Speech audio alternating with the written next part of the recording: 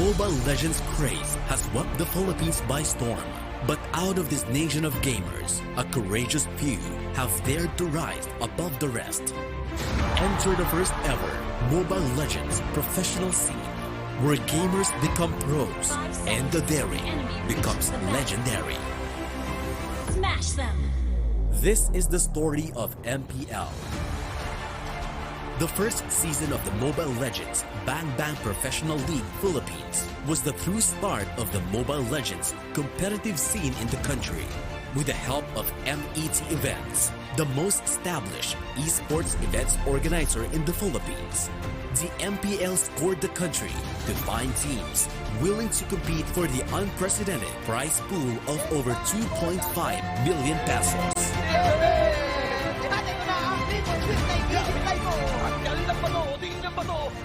Digital Devils, OBS Gaming, and Aether Main headlined the inaugural MPL PH season.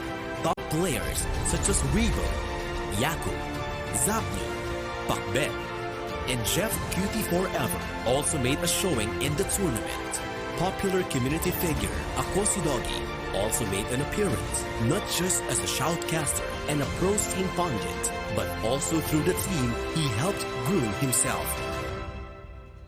It would be Aether Main that would ultimately claim the grand prize on July 1 at the grand finals at the SM Mall of Asia Music Hall after a dominant 3-0 sweep over Digital Devils Pro Gaming. The team not only took home more than 1.6 million pesos, but also the title of the first ever MPL National Champions. The explosive grand finals was the mark of something new. A new esports scene.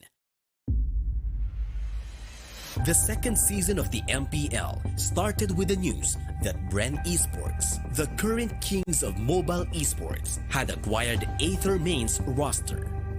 This newly branded super team would then go on to become the champions of Mobile Legends Southeast Asia Cup, the MSC in 2018. Signal, the television channel, acquired the Digital Devils Pro Gaming roster. Filipino Dota 2 powerhouse Execration took under their banner OBS Gaming's roster. Even Aether, with their players sold to Bren Esports, attempted to rebuild their roster.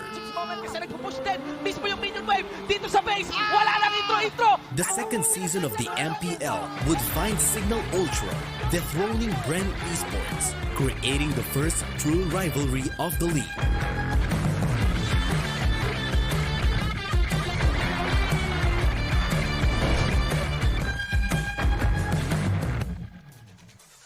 As Season 3 of the MPL launches with a fresh new theme for the summer, the professional players in the league would hit things up in their organizations. Execration's Jeff Cutie Forever left his longtime teammate Zapli to join Archangel. As for the actual grand finals, Bren Esports, battered but somehow alive from the lower brackets, would meet Archangel in the grand finals. So para sa mga sumusuporta sa Archangel dyan, mag-ingay! At para naman sa sumusuporta sa Bren, mag-ingay! Focusing on the pain, will this be the final divide? Oh my G, Ribo ang natira dito kumakagat. There we go! Siya, si Kapitan ang natira. A new champion awaits. Archangel are the new MPL champions. But the reign of the High Flyers were rather short-lived as the MPL PH Season 4 saw fiercer competition.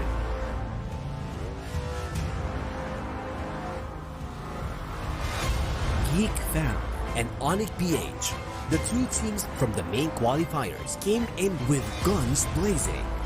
They replaced the playoff spots usually filled by the champions Signal Ultra and Archangel.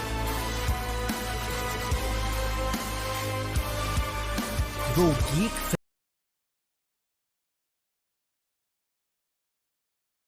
Fam settled for respectable 5th to 6th place, their group almost had what they do. ONIC PH was one game away from hoisting the MPL PH trophy. if not for the iconic arrival play from Sun Sports that snatched the thrilling grand finals off their hands. Team ONIC PH! So ngayon dito sila Plaza. Ay, mayroon lang pala kanina. Walang videos! Walang videos! Walang videos!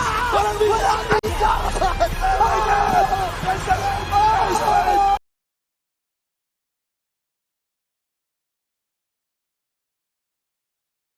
Kuya Magkay pa!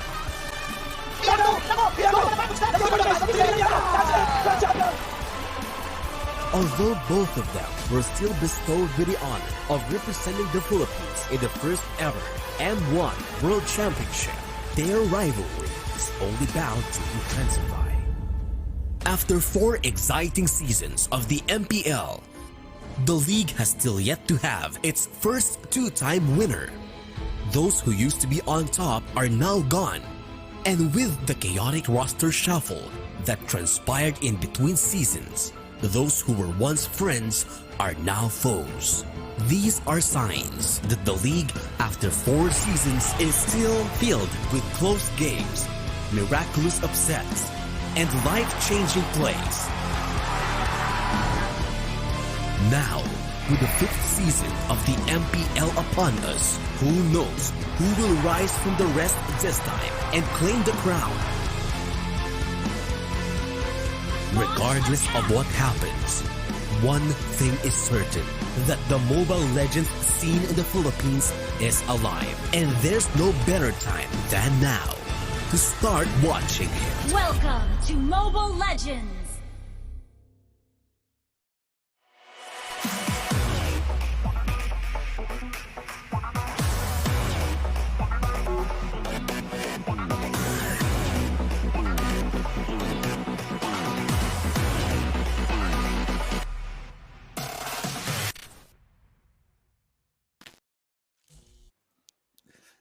Hello to all of the viewers out there. Welcome back to the MPL Season 5. We will be resuming our season. It's getting exciting for sure. My name is Wolf. Your panel host with me is Nomad and Leo. Just wanna know how have you been, man? Nomad and Leo, how are you doing?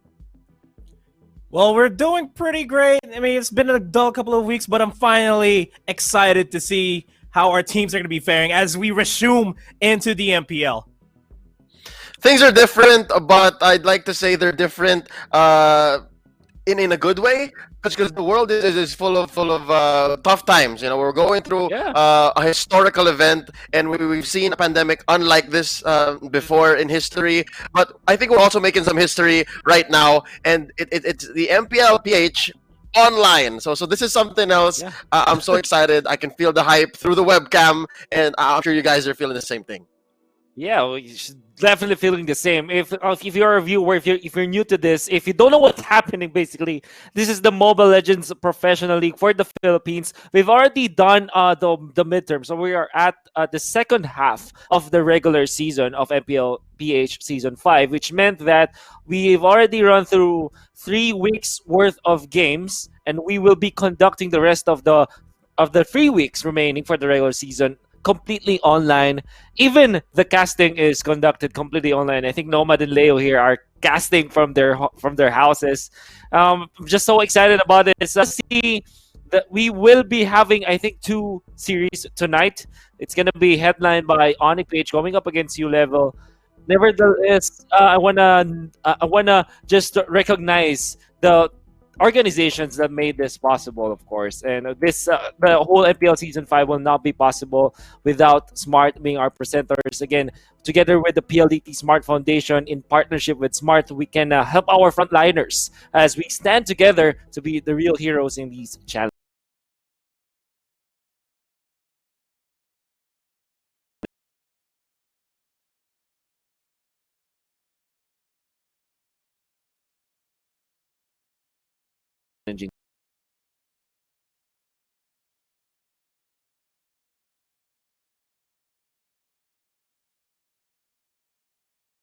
times. Support our frontliners through SMS by texting donate to 3456. Donation is open from April 22nd until July 16th, 2020. This is really great help in these trying times that we are experiencing. But of course, MPL Season 5 is also brought to us by Realme smartphones. It's also brought to us by Logitech G, our official headset partner, and it is completely organized by Moonton. Again, welcome back to MPL Season 5. I think that for to keep our viewers in check, why don't we look at the previous week with our weekly recap?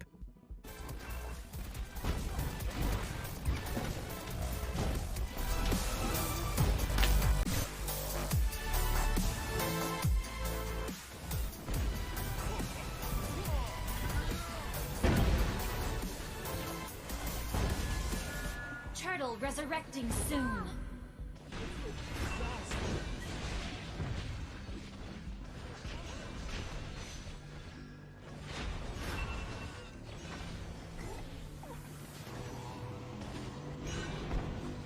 Mega kill.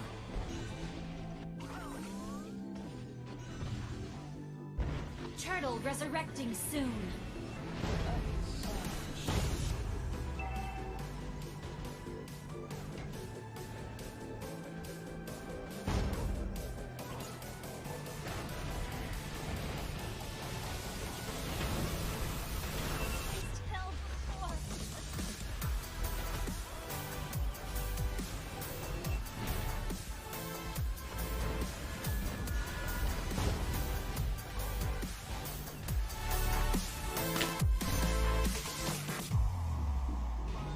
Unstoppable.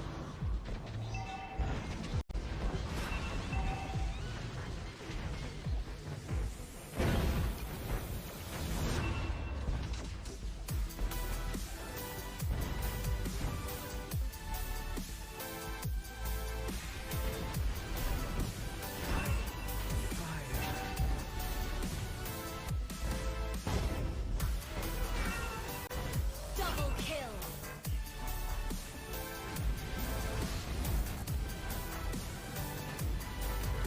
Godlike. Double kill. Triple kill. Maniac.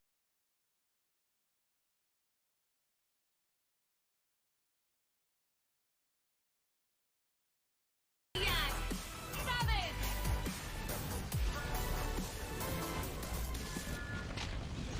Killing spree.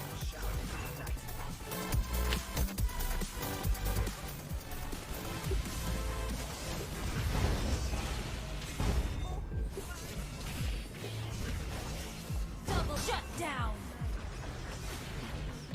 Killing spree. Double kill.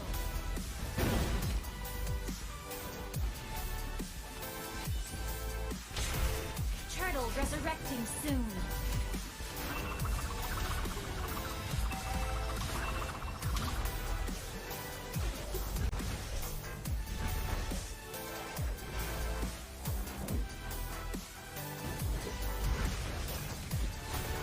Godlike. Double kill.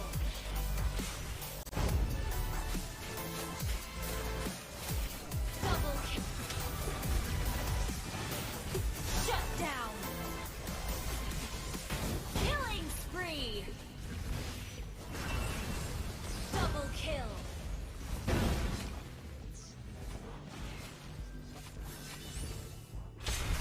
Turtle resurrecting soon.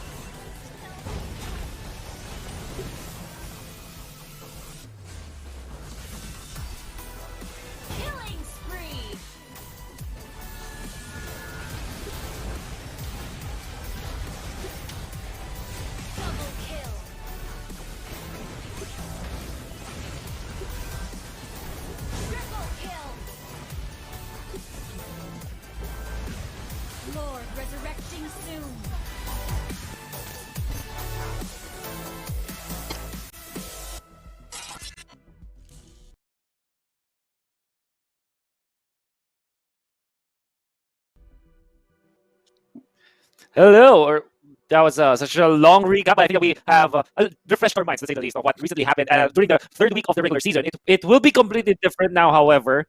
I'm sure that Nomad and Leo will help us through what. Why don't we look at the current state of the standings, as we are going to see Bren Esports and Blacklist International top the charts onto slots number 9 and 10. Look at GeekFam PH and STI. They will also be playing soon. But for now, let's look at ONIC PH and ULVL, ranked at 6th and 7, with ONIC PH having 1-1 match win-loss with 1 points total, but ULVL at -2. Now, Nomad and Leo, I want to ask you guys, what are your expectations? Okay,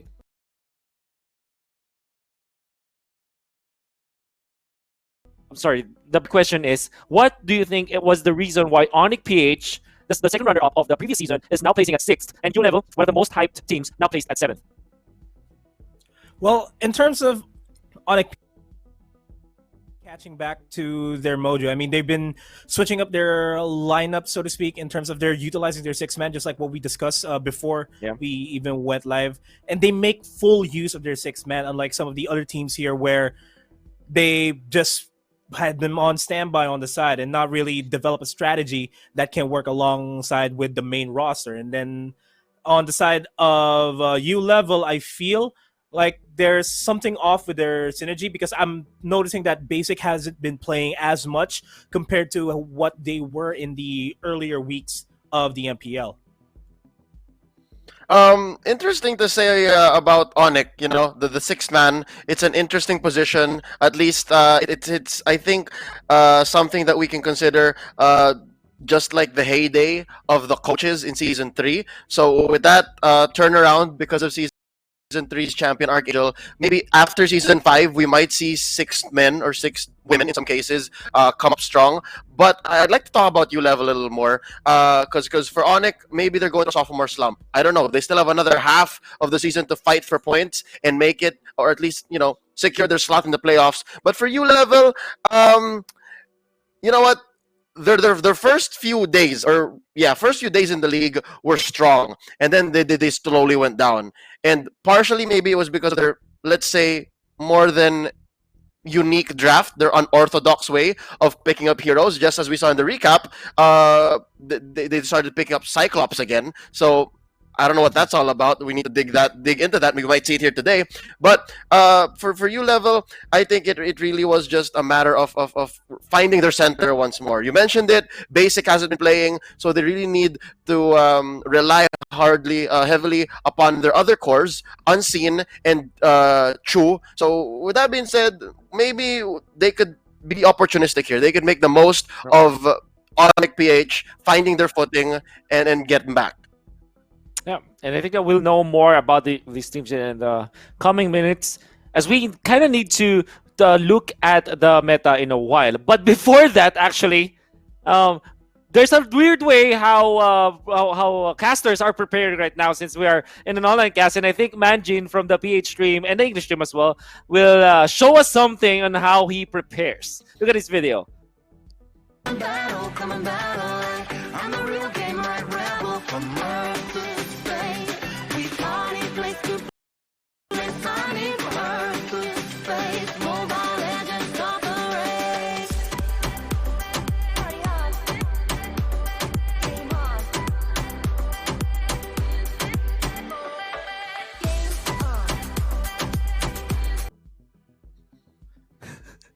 Well, I'm sure you're laughing because you kind of feel the same way, right? I don't know about you, but I'm kind of wearing shorts as well. But we cannot show, of course, to all our viewers. It's a trade secret, all right. For the viewers that we have right now, it's a secret for you guys. Don't spread it. But yeah, how have you been preparing, guys? I want to ask, did you actually look at how the meta has played out in the big? It's not really an off season, but the big break during the season. Patches came and went in the previous months. Actually, if you prepared, then what did you see in the meta? Man, I'm seeing the resurgence of Kaja recently. I'm seeing a lot of Kaja picks from time to time, especially when I'm playing in pubs. in the past couple of days that I've been playing, I've been seeing Kaja left and right. And of course, we're also seeing some of the OG marksmen getting back into the play as well. And that's something I'm looking forward to here. Yeah, I'm sorry, Leia. I want to ask how you prepare, but we kind of have to feature all of our beautiful players in here. ULVL and ONIC PH, of course. ULVL having Escanor, Deb, Secret, Unseen, and Chu as their roster right now, with Basic now, I think, put into the bench position or the sixth man position. It was the main mage before all of these happened, and then after I think 2 weeks, or at least on the third week of MPL Season 5, we saw Secret now as the main mage of ULVL. And I think that he also is one of the better players out there. Has been participating in the MPL for the previous seasons. I think he only wasn't able to join MPL during Season 3 and Season 4, but now he has returned, kind of put himself in a more reserved spot from the six-man position, but now playing as the main man. But Nomad and Leo, this is the question: how will this lineup perform, or at least what can you expect from this team coming from the break and now facing against a team like ONIC PH? Not gonna lie, it's been a while since we had MPL here. If they did not practice very well with their current lineup, I'm not gonna be expecting much from ULVL. But at the same time, we might just be proven wrong, because it has been a long time since week 3. This should be the time for them to bounce back from the first win that they had during day 1 of their showing in NPL, and this should be the time where they should bounce back. I don't think it's a question if they practice. Again, the break kind of served ULVL a little better than if they had this roster shakeup as the season was going by. Yes, Basic has been relegated to the six-man position. Secret going to be coming in as a veteran, a little more experienced, and they have been playing for maybe the month or 2 that we have been on break. They've been playing with this main 5, and they've been doing well in other leagues outside of the MPL. So with that being said, coming back into the big leagues, I think it's more of a matter of taking advantage of all that time that they've had this cooking. But with that being said, it's going to be much, much easier said than done, because as you mentioned, Kaja is once again out there. He's in the wild, taking over the mad chicken man that he is. And again, we know that Oh My Venus, coming in from the championship games that they've been running in Season 4, mad Kaja player that man is. So I can only expect this next matchup to really be up in flames. It's going to be hot. Yeah, it's gonna be odd, really. You know, you mentioned Gaja and you mentioned Venus, but I'm actually looking at ONIC PH. They have Jay, the championship Kaja, actually, from Season 3. Also championship Kaja. Yeah, right. So, this guy is he's so good with a hero, and even when he was performing in international tournaments, I think that they played in MSC during that was last year. MSC of last year was also playing the Kaja to great effect, and that is also a hero that I would say will be totally banned in this series. To say the least. I mean, if I'm ULVL and I'm looking at ONIC PH, I know that Kaja is the top hero of the meta. I'm not gonna give it to ONIC PH, surely. But then again, the question now is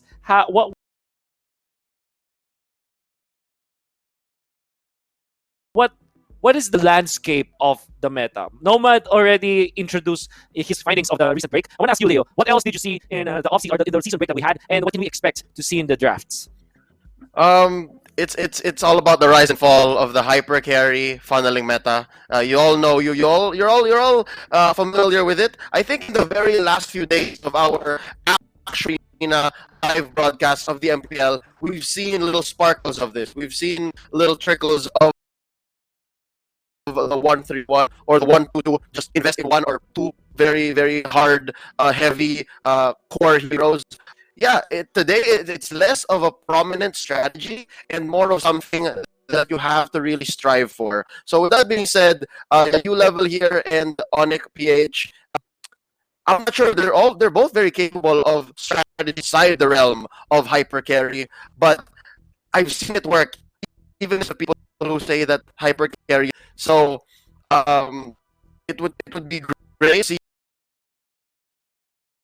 level here or ONIC PH pick back up and show us that there's more to do with the strategy than what Sokos do. Yeah, I don't know if Nomad with me with this, but it was in MPL season 4 and even in the early still season 5 to be the team that always experiments, right? And I'm sure that it will be really exciting to see what they have in the table. But before you answer the question, Nomad, I'd like to remind everyone that we still have our e-party going on. Came on e-party on with the 515 e-party. Official music video for the 515 e-party. Make sure to join in on it. Check it out. I think the rest of the Filipino casting pool already joining the fun. I think you guys in the coming days, right? But yeah, Nomad. Just really quick. Do you agree with me that honestly, even scarier at this point because you don't know what they will show to us?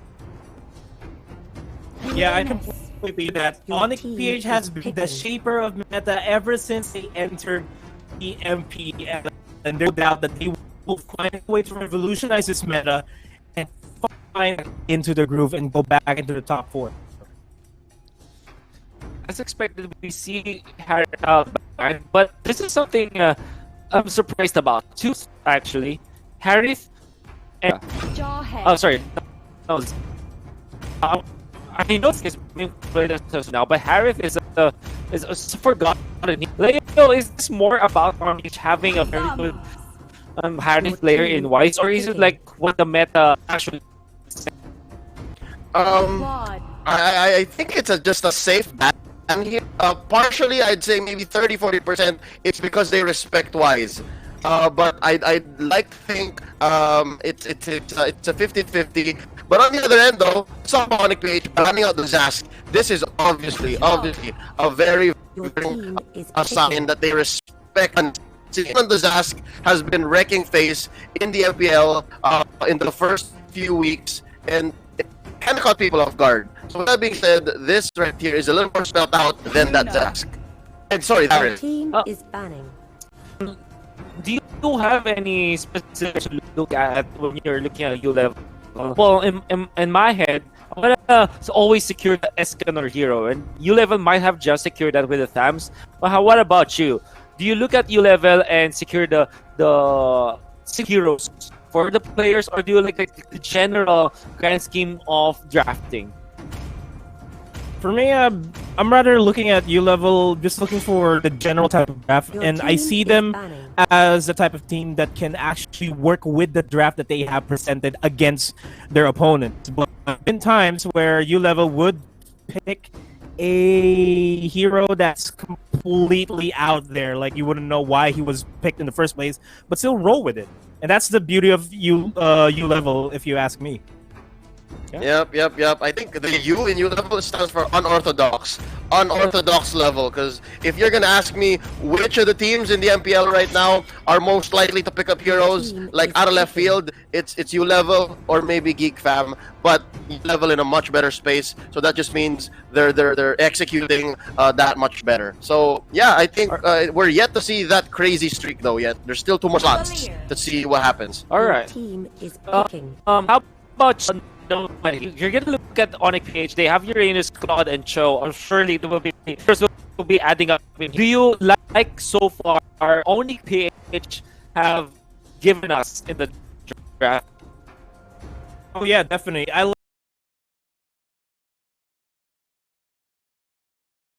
like how ONIC PH is also hovering these here because they're going to be relying on Claude for the damage shot, but they also are going to go for an Atlas. This is prime CCs for everybody, and that's where Claude will begin to shine. One blazing duet while everybody is all crumpled up together, ULVL's going to go down, and I like this ONIC draft. Oh, the Busa. I'm not particularly a big fan, but Leo. What does this tell us? So ULVL, last picking the Hayabusa, but they also have a solid first picks. Do you like it? And if so, what does this tell us? The first few picks were okay. I don't want to say they're phenomenal. What I'm seeing here is that ONIC PH definitely gonna go for the funnel. The clause is just gonna go ham a good time. But on the side of level, they have a little bit more of a spread. It's more of lethality spread across their lineup. So I can't say that I'm 100 confident in what they're trying to do here. All right, no, I want to ask your very actually no, we'll just analyze it after the game. But for now, I have to pass it on to our casters. It's really bringing you the action. The world has changed, the meta has changed, but it's still the same game that we all know and love. Welcome back to the Mobile Legends Bang Bang Professional League Season 5 here in the Philippines. We're your shoutcasters for today. My name is Reptar. I'm joined by Swarly, and Swarly, how are you feeling going into this first series based on what you saw in the draft? Man, I was surprised that the Atlas wasn't even banned because I was just checking out the MPL MYSG playoffs, which started a while ago, and Atlas was first banned each and every single time. And well, they're already in playoff mode, so I guess they'll be more informed. But seeing the Atlas drop down that far down into the draft was a big surprise for me. And yeah, for a moment we thought that the hyper carry 1-3-1 strategy was phased out or has changed a bit. It looks like the players are still feeling confident with that strategy. So we're gonna see if it is still just as strong as we go into this first game for our first series of the day. It's ONIC PH versus ULVL. It looks like we're already gonna be getting a bit of an invade here coming from ONIC PH into the buffer of ULVL. They're positioning themselves by the Little Wonder, which we know ever since it came out has been a hotly contested objective into the early game. The top lane it's in the top lane. It's going to be Yaku and Escanor, but just we're going to be seeing an invade. Looks like not yet, with both teams, especially ONIC PH, deciding to play it a little bit slower for now.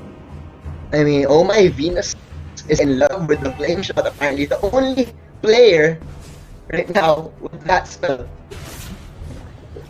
It's a surprise because it's been nerfed so much. We thought we wouldn't see the flame shot anymore. But then again, old loves do die last for Omega Venus, it seems. Yeah, that's true. And at the same time, I mean, if you look at the lineup here of ULVL, you're actually going to be seeing three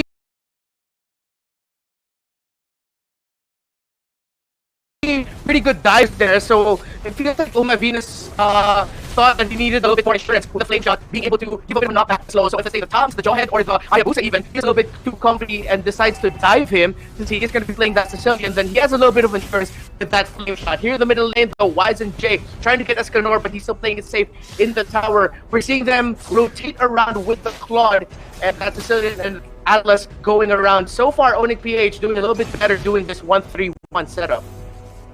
Keeping it close in this early stage. I also like to point out you never have a lot of sustain on their side with all of those 3 spells on their side. On the Fams, Bruno, and the Valir. They know what they want to execute in these fights. Yeah, exactly. They're running a 3-mana Purifier right now, and with the lineup that they're going up against with ONIC PH, but they're bringing out here, Escanor, wait, hold on, because it looks like he might get caught here by ULVL. He's trapped right now, he's kind of sandwiched, but here comes Valor for the help, but he gets Wave the Dragon inside. There comes the Sun from Sicilian, he's dealing a lot of damage, but Unseen still standing in ONIC PH, just as they thought they could get a pick off there on Escanor in the top lane. That little appearance from Valor, from Unseen, just turned them off with the idea, and now they're going for a reset here. 2 minutes and 30 seconds into this match, it's still a pretty even race. Oh, nice gesture from Dev, just making sure he will not be in any sort of danger over there. But I'd really like to comment Unseen with his positioning, reading the play while he saw the wraparound was going to happen, and he made himself available, and he helped the bro up. Yeah, and this is just typical Unseen that we're seeing all throughout season 4, 5. I mean, he's been an amazing support board here for ULVL, one of the shining lights in this team. They're going one-on-one against D-Lo right now on that. Meanwhile, we're getting a bit of a position here by ONIC PH. Oh, they're actually already taking it. ULVL sees this here. Trying to go in for the steal, but that's going to be taken there by ONIC PH. And now the Joe actually gets to see Unseen. Will he be able to get a kill? That's going to be a kill there for the Atlas and ONIC PH, evening out the kill leaderboard 1-1 with a slight gold lead in favor of ONIC PH. You can't blame ULVL for trying to contest that turtle there. It was a good. They had a very plausible chance of pulling it off. Unfortunately, the cards just weren't on their table. Yeah, and so far what we've been seeing is just ONIC PH winning Unseen right now. The moment they see Valor come up, you've got people on him. You've got Yatu going all the way to the back trying to wave dragon him. You have Jay going in with Fatal Links, doing everything they can to stop Unseen doing all the damage that he could. But here to the bottom lane, looks like we're going to be getting an engage here on Chu. He's taking so much damage right now. He gets taken up with the Uranus, but this is going to be a good trade in favor for ULVL as they actually get to secure the top lane turret. Not too bad for ULVL, but going into the mid game, I'm actually really scared for ULVL because of the threat of that Fatal Links and the Blazing Duet. It's dirty. It's dirty as dirty can be. So dirty, and it really shows that how much you have to really watch your positioning here. ULVL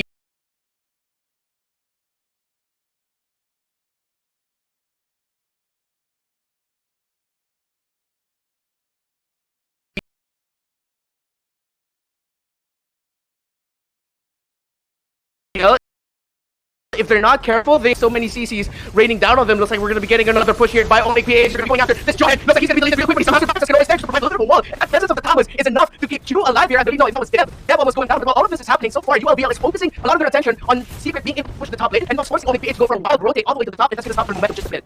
Trying to split up the map right now. They want to slow it down, especially with the Bruno on the ULVL side. And so far so good. It's just 1,000 gold lead for ONIC right now. And ULVL, they're definitely going to be happy with that one. They won't be happy about this turtle though. It goes in the hands of the Claude, and this could be a momentum swing for what Bounty Hunter emblem on that Claude. He wants to go for a kill with that turtle. And Chewy is wiped right out. on cue. Right on cue, he gets the kill on Hayabusa. Beautiful. Beautiful play there by ONIC PH. Choose Hayabusa. Meanwhile, they are still focusing the top lane turret, and this is breaking the momentum of ULVL a bit. They're forcing them to rotate, but all the Fatal Links coming in. But Jay just slides away, I believe. Oh, no, that was actually Secret. Slide away on that Bruno. And just when we thought that ULVL's two core heroes right now are going to get caught off, they don't. And Secret and Unseen, it's the Unseen Secret. This is what's been working for ULVL right now. These are the two players who have to step up. Now that Basic isn't in the lineup, we all know that ULVL has been a Basic focused lineup, but with him gone, Definitely. they have to step up, and they have been stepping up so far, allowing them some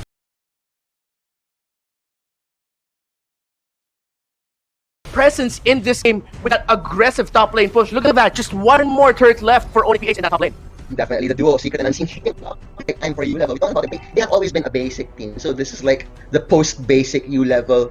Will we see a better performance from them? Will they fall off? So far, Secret showing that he can be the weapon for ULVL right now. And now ONIC PH pushing with their own loss right now, but you look like they're going for a 4-man rotation.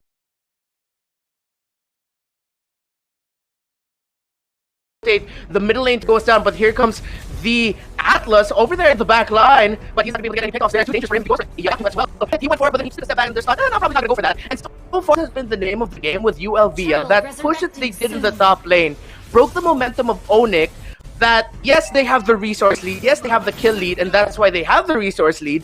But then at the same time, this affects the rotation of ONIC PH now, knowing that if they're not careful, a Secret and Unseen are just going to be able to roam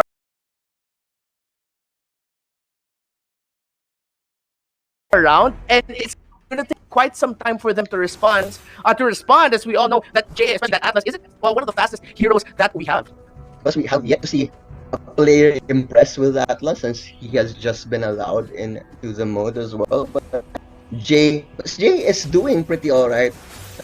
First of all, I feel that Chu is being left island by himself. He's just a sacrificial lamb right now for ULVL, for Secret and Unseen to do what they want across the map because he's 0-2. And as a Hayabusa, that is definitely not how you want your game to be going. Deb, you have the ejector. I don't think it will matter as there are 4 heroes converging on that beefy boy. And this is the problem when we hold on that thought. Oh my goodness, the Bat's Claws is just enough to mess up Escanor and Unseen. Escanor looks like he might be able to get away. He gets stunned, but just like that, they get deleted with that combination coming in from Oh My Venus' Sicilian, and as well as the follow-up from ONIC PH. And good thing you brought up the Hayabusa performance right now from Chu. And our panel also brought up, it's a very questionable pick, the Hayabusa, if you're going to be running, if you're going to be going up against a 1-3-1 rotation, because it's going to be hard for you to find that pick off that you need to make that high and dry work. You have 3 of your opponents going around together as we see Escanor get taken out there. It's going to be hard to pull off that Hayabusa play, but looks like we're going to be getting some action here as ULVL slowly getting taken out. And by slowly, I mean pretty quickly, just like that, as we saw 2 members of ULVL go out. Once again, we see 3 more. And at this rate, Swarty, what does ULVL do, or what can they do to actually make a comeback from this? Well, their split pushing is definitely not working because ONIC PH is right on top of it. You have Claude on the top lane, Cho on the bot lane. They want no rats in this game, and they're just making sure they're like cutting off ULVL. So ULVL, they have to stick now. It's the only way they can do it. If they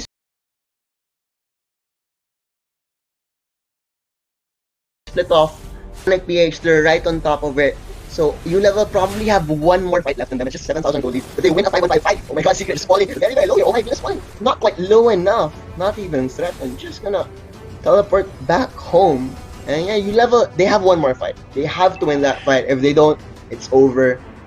And the Lord is with the ONIC side right now. And they're just gonna wait until all lanes shove. Because ONIC PH have been playing this game masterfully so far.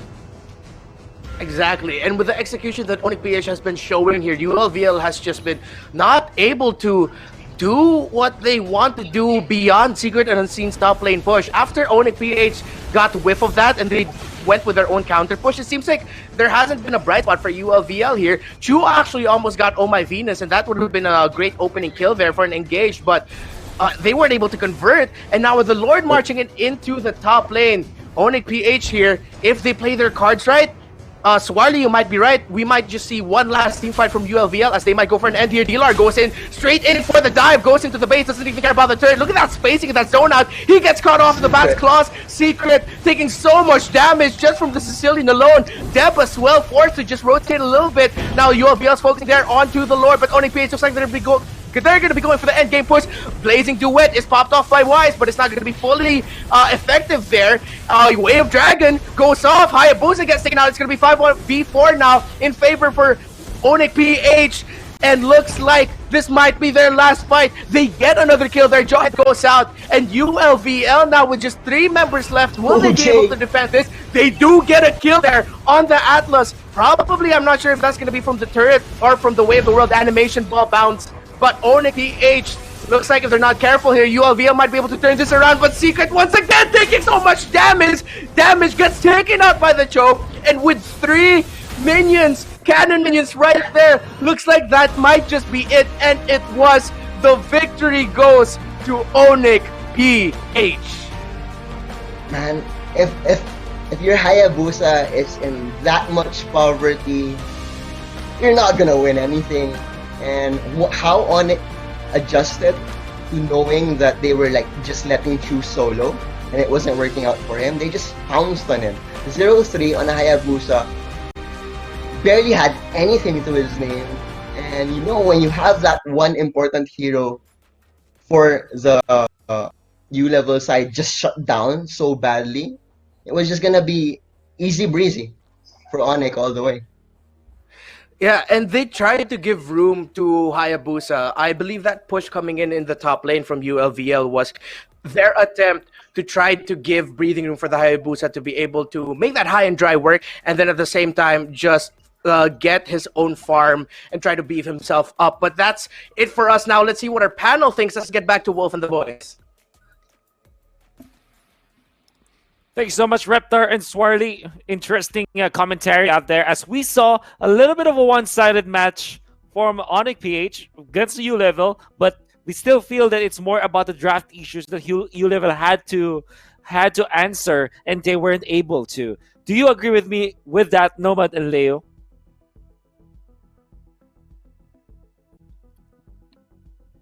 Oh, all right. I think our friend we is can muted hear first. Nomad. Yeah. Yeah. What can you hear me now? Let's start with you. All right, Nomad. Yeah. Can you just repeat what there you you go. said, but this time with words? All right, well, I completely agree with you on there. ONIC PH just completely drafted a lineup made for the funneling strat. They made sure that Claude gets his items on check, and then as soon as the team fights come, that's when Atlas and Sicilian will come in. That's a big stark contrast to what ULVL had. ULVL had a subpar draft. The first couple of picks were good, but then going in to the fourth and the fifth drafts, I did not feel a ULVL type draft there in which they did not shine at all. Well, a U-level type draft, what can we say? Who are we to say what that really looks like? You know what I mean? We can't pin down what U-level is. U-level is an enigma. And sometimes enigmas, they're amazing. They're life-changing. And sometimes they kind of look like this. And I think the mistake really was spreading your seeds way out there, and you see nothing grow, nothing blooms, nothing is yielded here. So yeah, 12 minutes in, the game is over, and man, I don't know how to say this, but there really was not much firepower when it comes to ULVL's lineup, and ONIC just really covered their bases. All right, our MVP of the game is Wise with 3-0 and 5 Claude, all because of the funnel strategy that we saw from ONIC PH as a whole. But I think that this will not be possible without the support duo of ONIC PH, which is interesting. Hear me out. I don't know if you noticed this, but instead of putting Jay or Venus out as part of the 6-man, they put them together. They bench another entirely. This is an entirely new duo for ONIC PH that we haven't seen yet, and it's still very, very strong. I mean, imagine if you can just switch out someone, put them in the ONIC PH lineup, perform as well as you can with another completely different lineup. Like we used to see Fuzeken, if I'm not mistaken, being put into as their main support, and then they kind of swap in Oh My Venus and Jay out. But this time, both Jay and Venus are in, and man, did you see how well they executed the Sicilian Atlas combo? That's amazing. Leo, I think you want to say something about this. Yeah, no. Good thing you mentioned that. Yeah, instead of the 6th man actually sitting out on the first game, they put him in, created this lineup wherein the two supports are going to just really pamper and take care of Wise. But there's something else I noticed. To be honest, there's something else I noticed is Sicilian is back. There really are some interesting lineups wherein some teams will force Sicilian, turn him into a carry, make him core. But right here, right now, we've seen that those fangs, the feast of the feast of blood, the feast of bats, and his whole kit. It serves not only just going to the late game, but you can end in 12 minutes and still, make the most of his kit. So yeah, if anything, it's ONIC who's a little risky here with the Sicilian pick in mid as their support. It could have been, I'm not sure, could have been a Nana, could have been a Lilia, but they went for the Sicilian. So with that being said, they're going in strong in this series. Might even be a 2-0 if we're gonna be looking. Yeah, and I completely agree with the Sicilian being back. Sanguine Claws does a hell of a lot of CCs as soon as they catch at least 3 people off guard. Add to that Jay's Atlas, where he can just completely go for the Fatal Links and just allows Wise to be able to roam free and have whatever kills he wants, because how ONIC usually plays is it's just Oh My Venus pampering Wise, making sure that he survives because he is the main carry. Add another support to take care of Wise and the rest of the team. It's all GG's.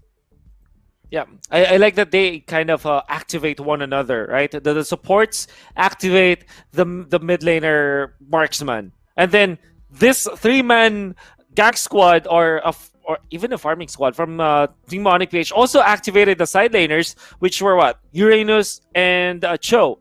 Heroes that you never really would want, that you cannot force out of the lane, right? They can farm all day long onto those side lanes, and then when the fight does happen, they are well prepared for it. And I think that this is such a meta from ONIC PH that we can expect to see more and more. And if you are ULVL, if you're facing ONIC PH like ULVL, you should be wary of this kind of strategy from ONIC PH. It's almost foolproof if you think about it. And you need to kind of, if you have to come up with a different approach for Mobile Legends if you want to defeat ONIC PH in this very strong element that they are in. But now let's look into the draft for Game 2. Leo and Nomad, what do you think should change now from ULVL in terms of the drafting? Your team is banning. What should we expect from them now that we are into Game number 2? They should actually focus on drafting a lineup that can synergize well with each other. Compared to what they were during game number 1, I did not see any heroes that can vibe well in a big team fight. ONIC PH shines, by the way. I think personally, ULVL here, what they should fix is fix their fundamentals. They should go back into making decisions or heroes across the board that have better synergy and just cover their bases. Not meaning like put a little bit of this, put a little bit of this, put a little bit of this, but have a strategy. You can be tactical, but also have a strategy. And with that being said, they are in the driver's seat here. They get first pick and they lock in the Kaja. I like that. That's fire. Looking at Kaja now, you should be looking now for counters. You ONIC PH, they are aware that Kaja will be first pick by ULVL because they did bat on the same heroes from game number 1. That's Titus and Stas. And I think that it's fair to say that ONIC PH is on ULVL being prepared against them because these are really targeted bans. Now, maybe the problem ONIC PH letting go of the Kaja is that they don't have the straight up answer to it, banning out the Hylos. They're gonna approach this in a totally different way, getting the Thams as well as the Claude, their comfort picks, and ULVL will answer, snatching the Uranus and the Cho away from them. And ONIC PH now, how to answer this from ULVL? Because honestly, from level draft is looking strong now. I kind of want to see picked up by ONIC PH so that they can add another layer of protection here. For Wise. Is banning. The pick is pretty nice. I can't really go to the backlines that ULVL is gonna try to go for on the 4th and the 5th pick. But again, a Diggy pick would be beneficial for ONIC PH because there is such a lot of CCs here on the side of upper level with Kaja and Cho. The thing about the Diggy at this point is if they make it, if they force it, if ONIC here does invest in the Diggy after the ban, and ULVL, they can just totally dodge that bullet. They can not care about the Diggy. They can make the Diggy like value a little less than what we would think. Because sure, you're trying to dodge here Cho's kit, but after that, really, there's nothing else. There's a little bit of slow on Uranus. Kaja's ult, I believe Divine Judgment can no longer be purified. I think even Time's Journey, I don't know what the window is, if it's even there, but Suppression is going to take priority. So, we'll see. Suppress is totally uncounterable, or it is totally not controllable anymore, right? No matter what happens, you can't stop it. Well, for the benefit of the viewers, there are only 2 suppression kit mechanics. That's Bloody Franco and Divine Judgment. I know for sure that Winter is considered suppression as well. So that means that if you use Winter yourself, you also cannot be harmed by stuns or whatnot. But then again, as we for ULVL will be closing this draft with, I'm seeing a Granger and a Valier. But for ONIC PH, you're going to answer with the Grok as their third pick. And now for ULVL, guys, Valier and Granger as their closing picks. Do we like this? Do you think that this will force out a game 3? This may just force out the game 3.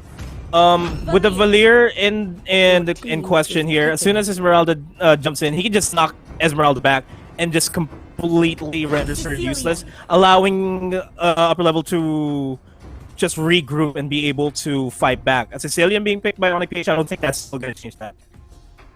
Okay. On the contrary, Nomad, I respect your opinion, my dude, but I think this could have been better.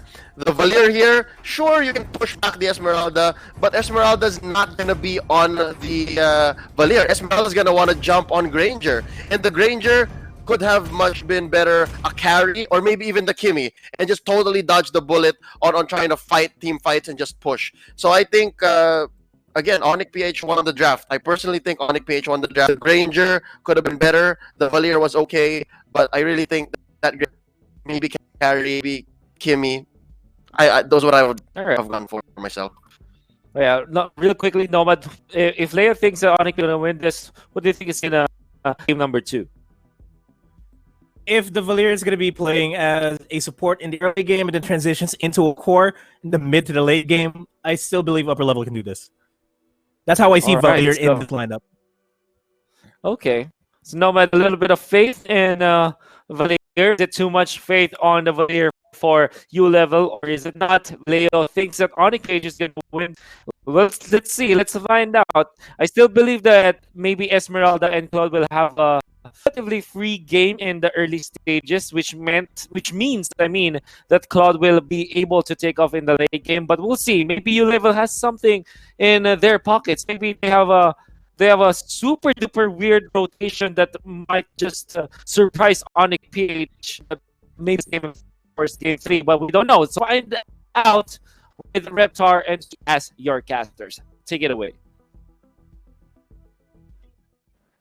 Can upper level raise their level to end their slump and finally get another win against ONIC PH? Can they win this game number 2 and bring out game number 3? Once again, it's Reptar and Swarly back here and hotly contested there in the draft, Swarly, from our analysts in the panel. Who do you think is going to make it out of this match with the win?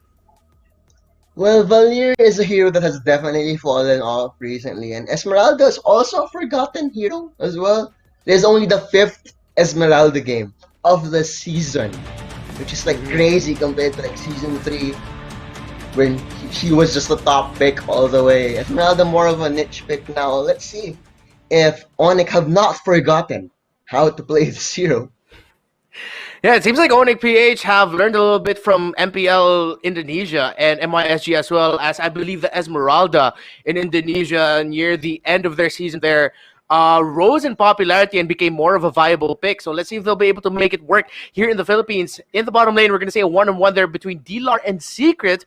Meanwhile, in the middle lane, both carries are just going to be going for their farm there. Why is this going to be the focus here for ONIC PH? Get that Claude back to max as quickly as possible, just as well as they did in game number 1. But look at Dilar and Secret just going one-on-one here. Secret looks like he might have been getting a little bit too confident, and Dilar just pumping on the aggression, but he may stop just a bit because that turret is just safeguarding that Uranus, keeping him alive. Dilar knew exactly. He was not scared because he even stared down the turret. You're not gonna kill me.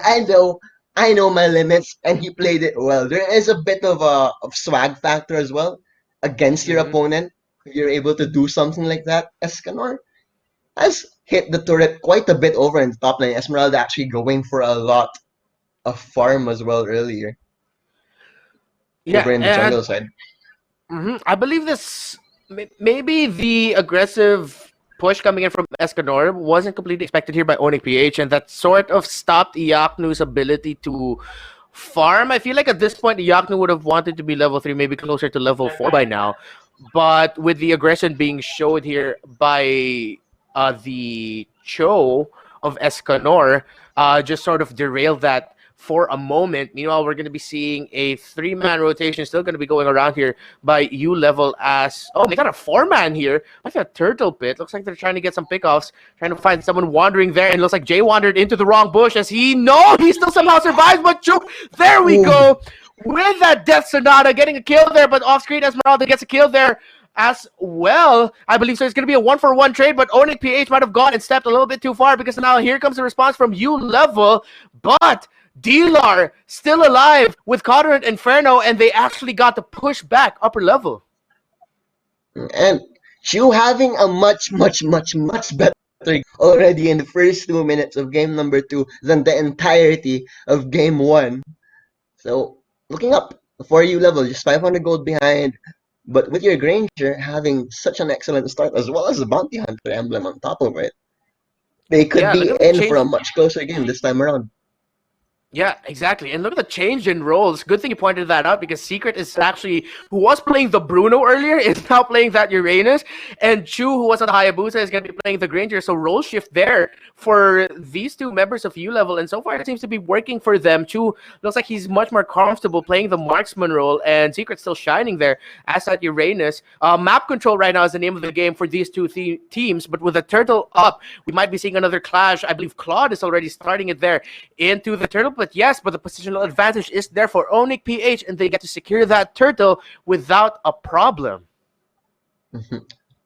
I'm thinking, well, at least ULVL, their mentality in adjusting against ONIC PH, just the respect you have to show if you want to have a chance at beating someone like ONIC.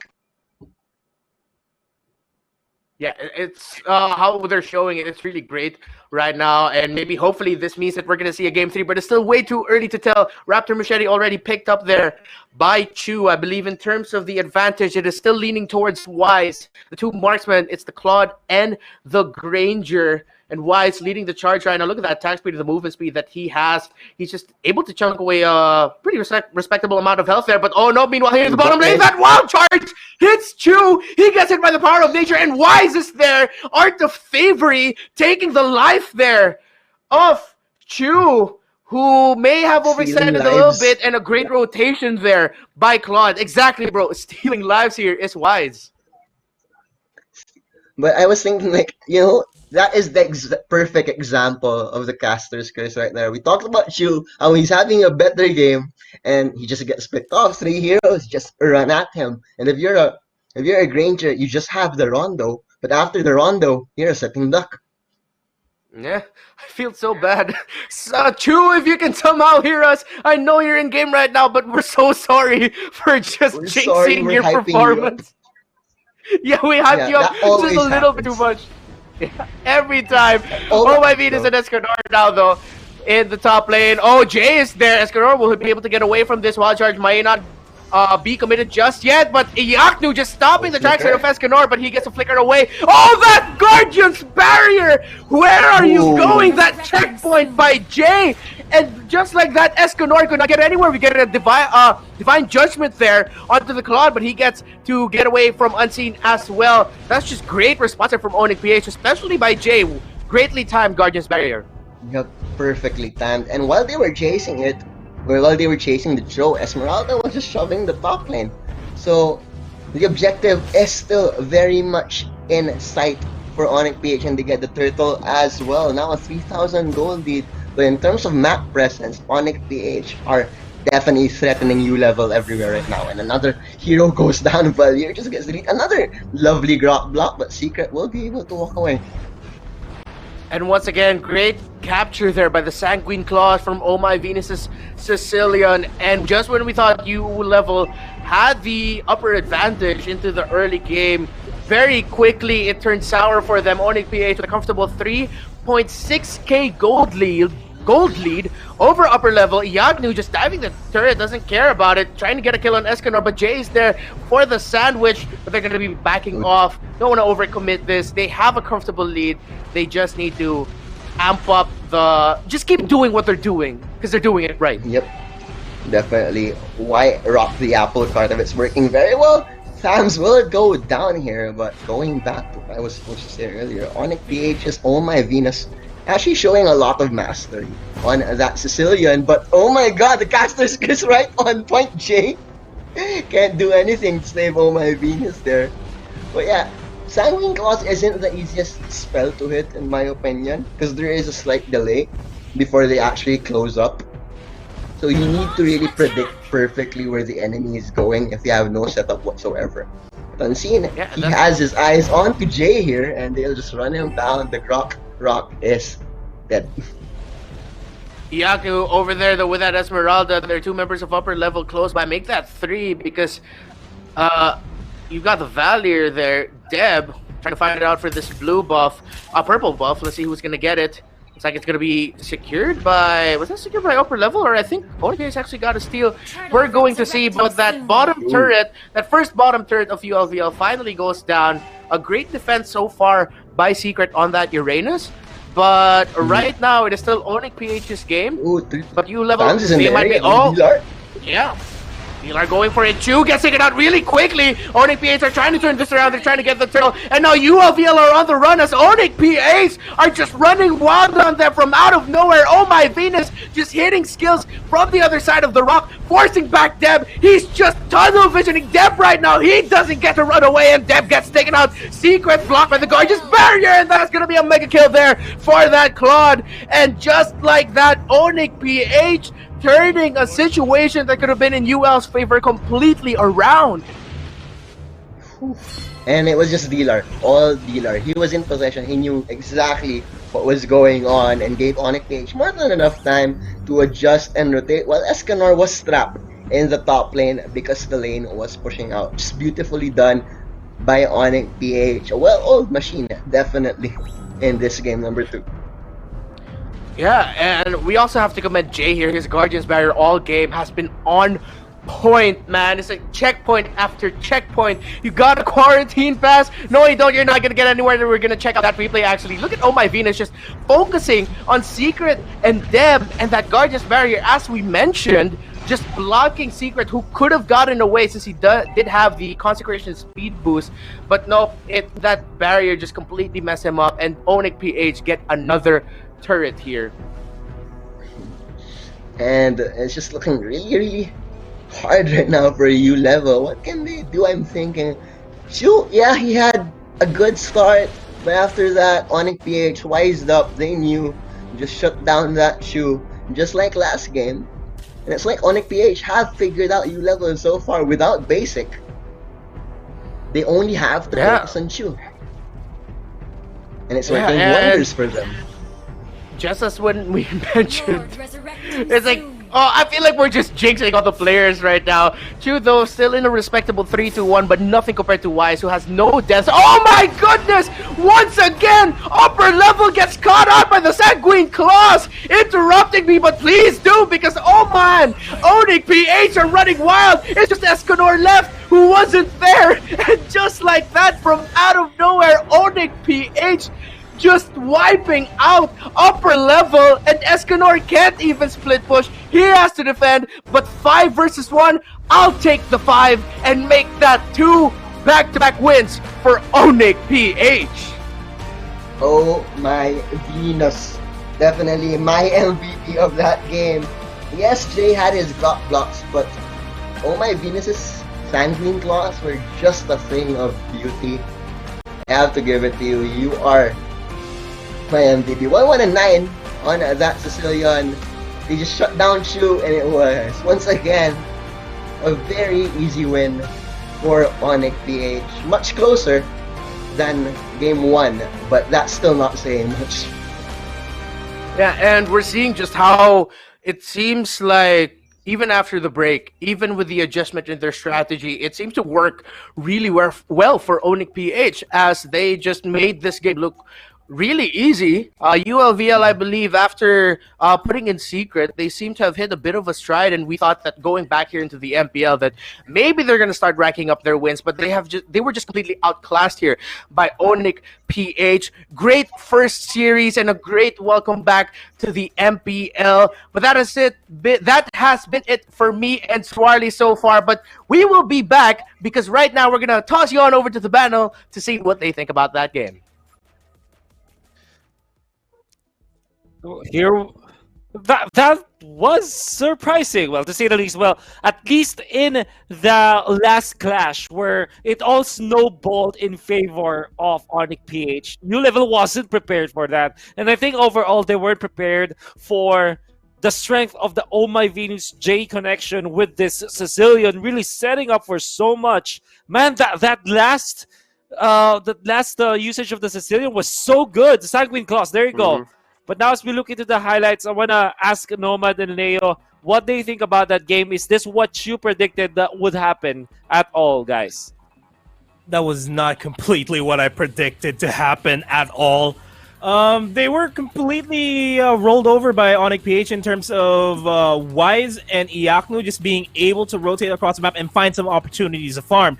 Meanwhile, just like what you have been stressing out, what the cast has been stressing out, Oh My Venus has been a god on that Sicilian, and that J connection with that Grok as well is just really nothing that ULVL, something that ULVL does not have at all. And yeah, I don't want to say it, but I told you so, man. New Level here, they picked up very good heroes. Their lineup in the draft overall is much better than what they had in game 1. But yeah, this newly found, at least personally for me, I'm not about you guys, but the Oh My Janus connection, I'll call it that, the Oh My Janus connection is real. Sure, our MVP here, Wolf, if you don't mind me going for it, it's Wise, the Smart Match MVP. With the numbers 402 on that KDA. Wow, a much lower net worth at 10K. But yeah, this is just the fruit of the labors of one J and Oh My Venus.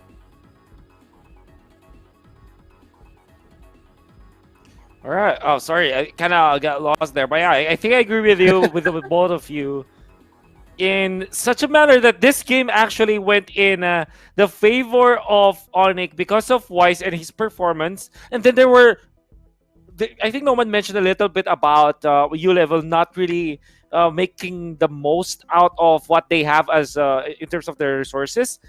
This kind of tells me that ULevel, they are not that prepared. I don't know. I'm thinking of the root cause of the problem why ULevel did not win against ONIC PH, and the way they lost was so devastating if you think about it.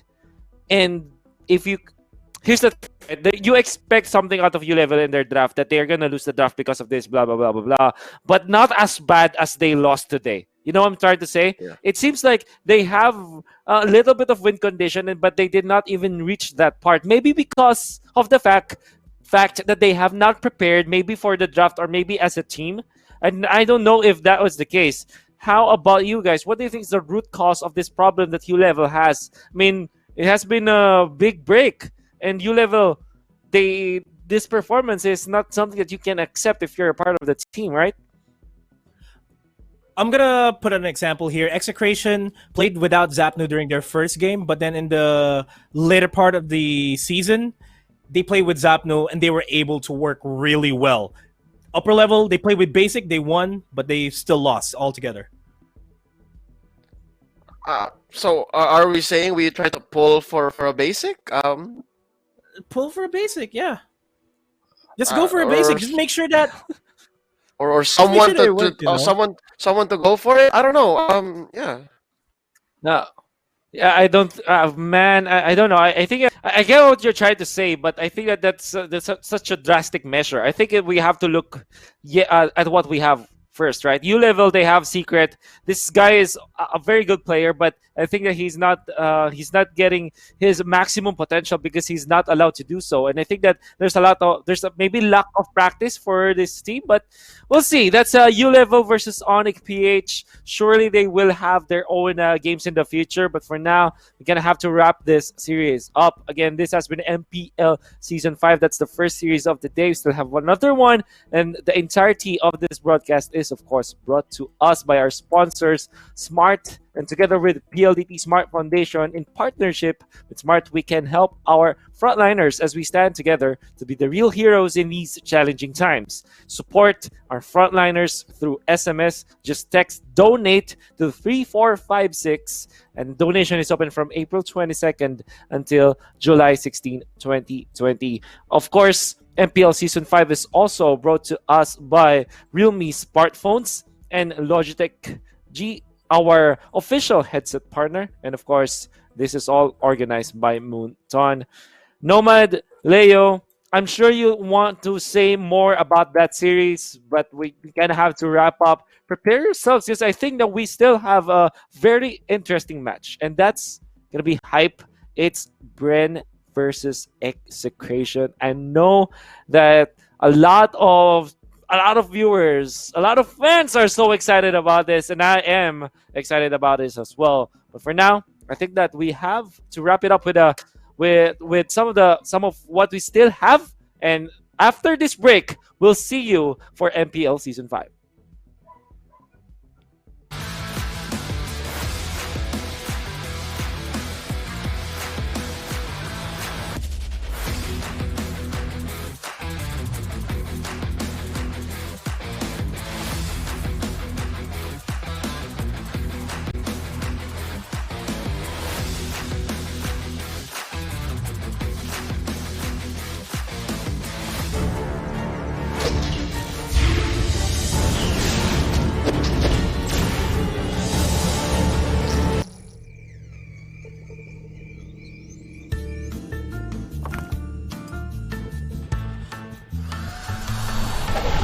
Still waiting for your epic battle? Wait no more. Make the switch to Smart LTE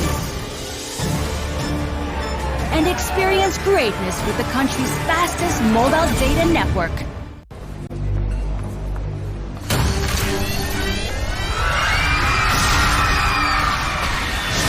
Are you game to be great? Now you can with the new Smart Giga Games 99.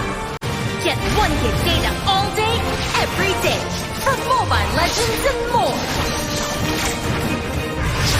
Game to be great with Smart Giga Games 99.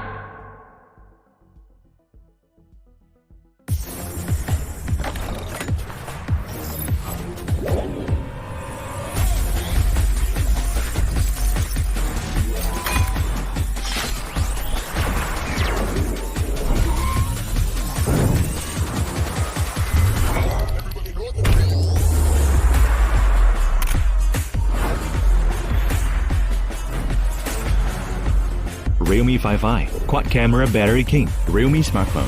Dare to leap.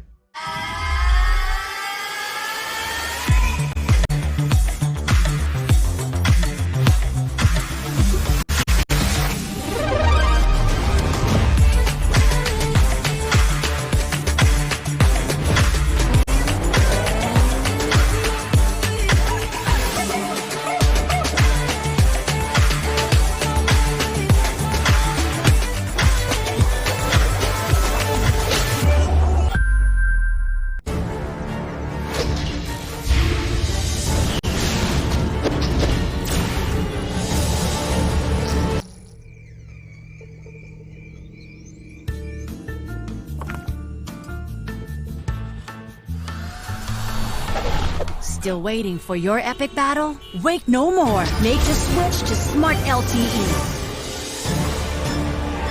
and experience greatness with the country's fastest mobile data network.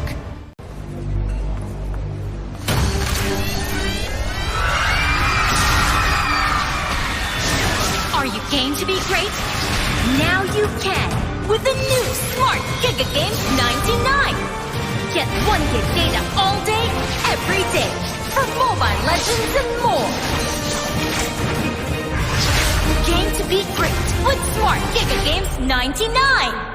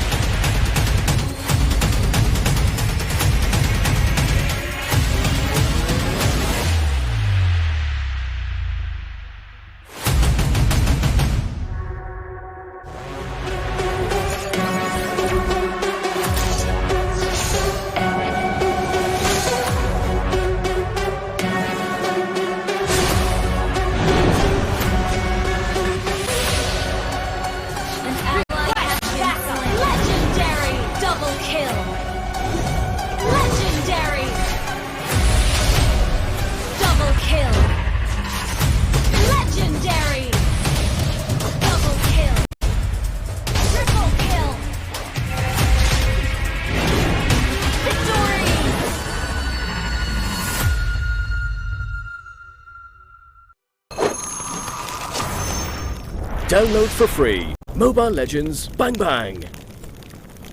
In time minus 10. The situation 9, is critical. 8, The data doesn't 7, seem right. Check pressure. It can't 5, be stopped now. 4, 3. Okay, get ready. 1. Launch.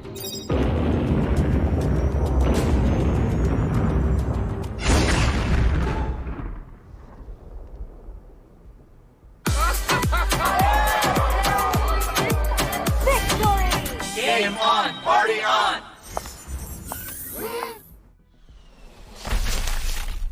That hurts. Where am I?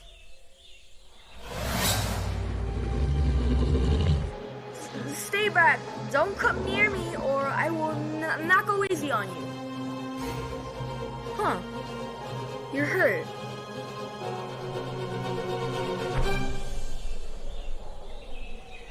Just like that, the story of Pawpaw and Koopa began, under strange circumstances.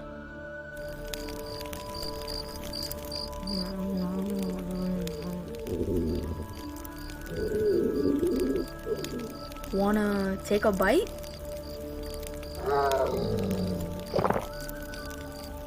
And so Koopa and Pawpaw shared their first meal together. Despite being trapped in a dangerous pit, they both felt a warm feeling growing within their hearts.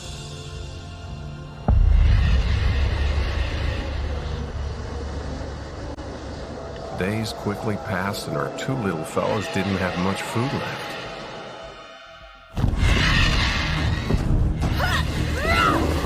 Shoot!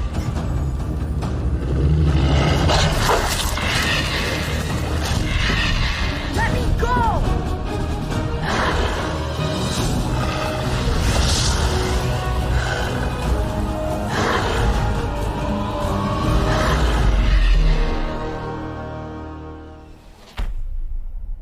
Ow! Huh? You saved me? I think I just found myself a new friend. Popple and Koopa are the best partners in the world!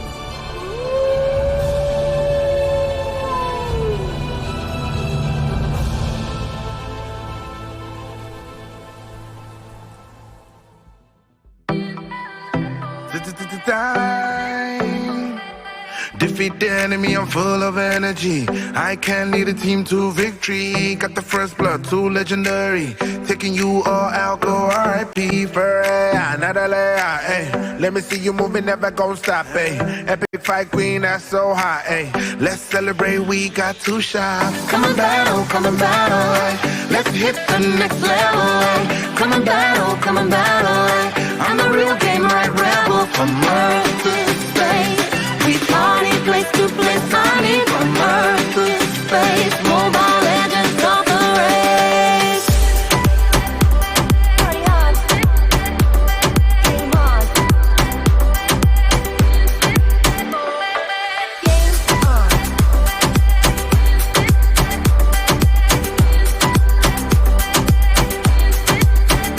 Party on. There'll be a party every night. Don't hold your breath, let's play tonight. Game on, party on. Tell me who you're gonna be, that's on your mind. No one can stop, it's time to shine. We are young, things will be fine, danger comes. I won't hide, we are leading the trend tonight. We are young, things will be fine, danger comes. I won't hide, legends won't fade away tonight. Party on. Game on. Game on.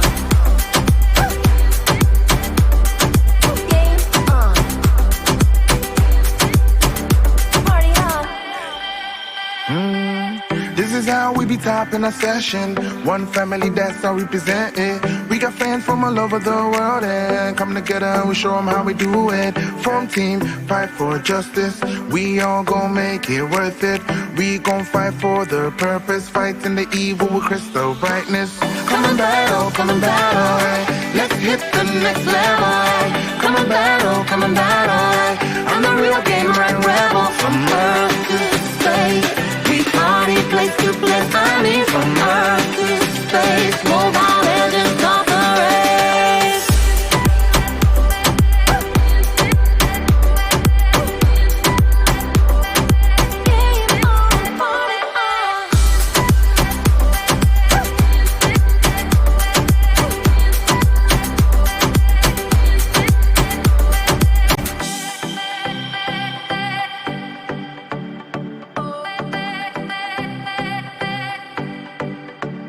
Party on!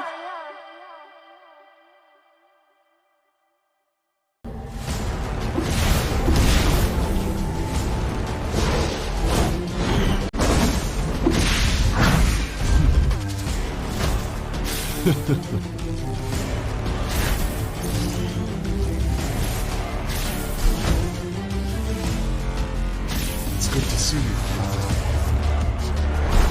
Killing spree! Godlike! Legendary! Double kill! It's good to see you. Legendary! Your team destroyed a legendary! Executed! Legendary! Legendary! Ally has been mega kill! Double kill!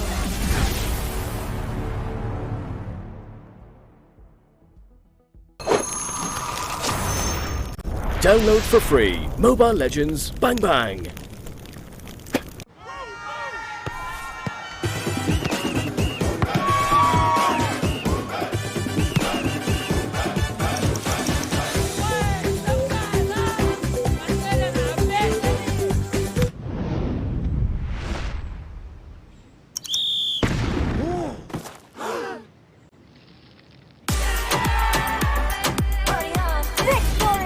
Game on, party on!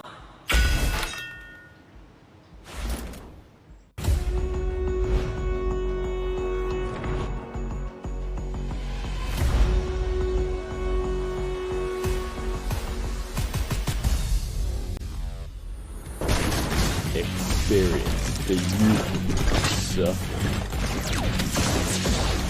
Legendary! Legendary! Double kill! Maniac!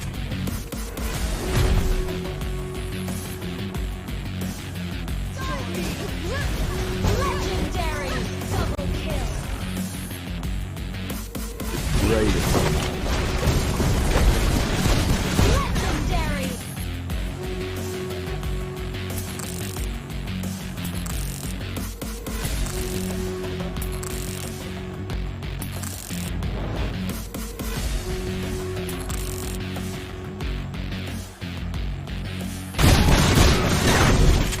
Our turret has been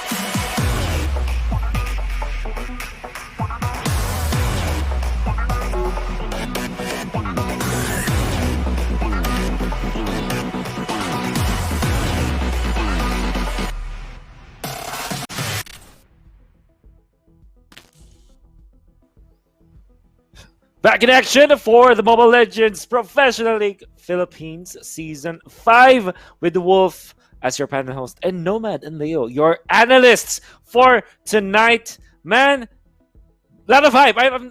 Lot of hype for Execration versus Bren Esports. I want to feel the hype from you guys. What have you been up to? What can we expect from this game? I'm expecting Billy to get a trophy for himself. You know this. It's been a while. I'm always going to be rooting for Execration in this fight, especially against this fight against Bren Esports, and I would want to talk about that further later on. Yeah.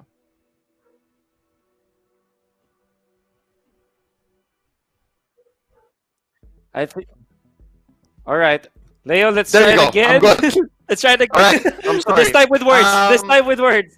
Yes. I'm glad that I went so much shorter than Noah last time. So that was like, what, a good 2 seconds before I spotted myself out. So, I was just saying, Execration here in Esports arguably have the biggest fan bases in all of MPL Esports history. And seeing them come back now in Season 5, I'm sure a lot of people online watching are just so happy. And I'm pretty sure this matchup right here is not going to disappoint. And this is going to be interesting because if we look back at the group, at the standings, Bren Esports are listed as the top team, and then Execration is somewhere in the middle. But, you know, when we were talking about Execration in week number 1 of MPL Season 5, we were saying, no, maybe Execration will not make it this time because they have been struggling. Their off-season was bad. They have players that we haven't seen yet. Maybe they're not that good. And then week number 1, they did not put in Zapnu. They were dumpstered, to say the least. And then the coming weeks, wherein they put in Zapnu now, Benny Cutie find his footing. Chaknu was amazing. Now people are eyeing this team as maybe the team that can take down Bren Esports because Bren Esports prior to this haven't lost a series, right? And it's going to be very exciting to see now MPL Season 5 week number 4 going to see the top 2 teams or at least the strongest teams in the scene. But of course, you are watching MPL Season 5. This is brought to us by, of course, our sponsors, Smart, helping us together with the PLET Smart Foundation in partnership with Smart. Now we can help our frontliners as we stand together to be the real heroes in these challenging times. Support our frontliners through SMS by texting donate to 3456. And again, donation is open from April 22nd until July 16, 2020. This MPL Season 5 is also brought to us by Realme smartphones and Logitech G, our official headset partner. And this is all organized by Moonton. Gentlemen, Nomad and Neo, how hyped is this series?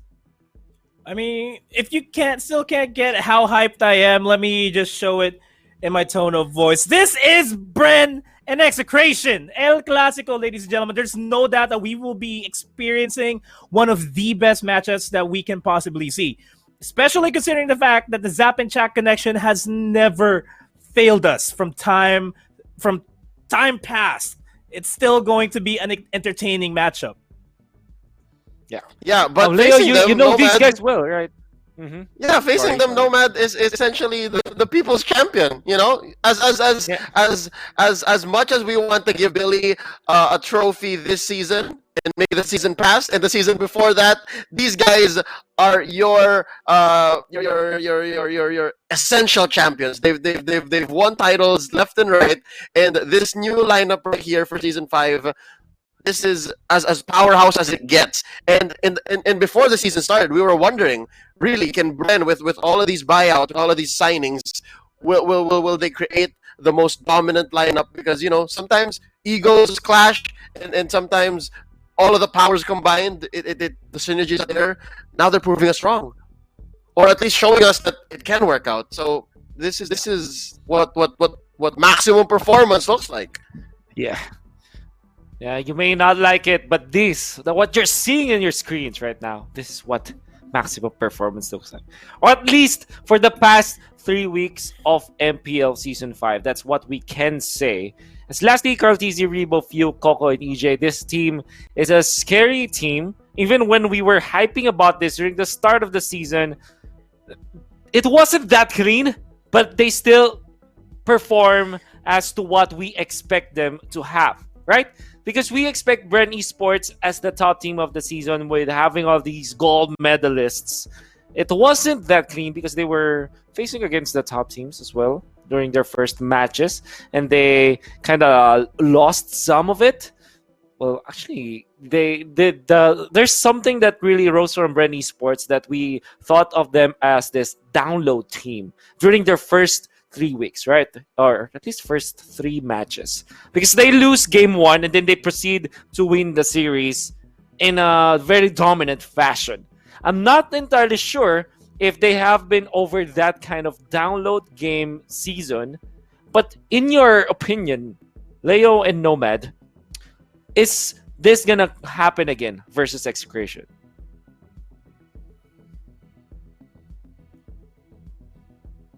I feel like it is going to happen again against Execration. I mean, yeah, let's not discount the fact that, yes, these are gold medalists on the side of Bren Esports, and they will be able to deliver the pain. Execration has been notable for one of those teams that, never really practice as much. This season, they kind of changed.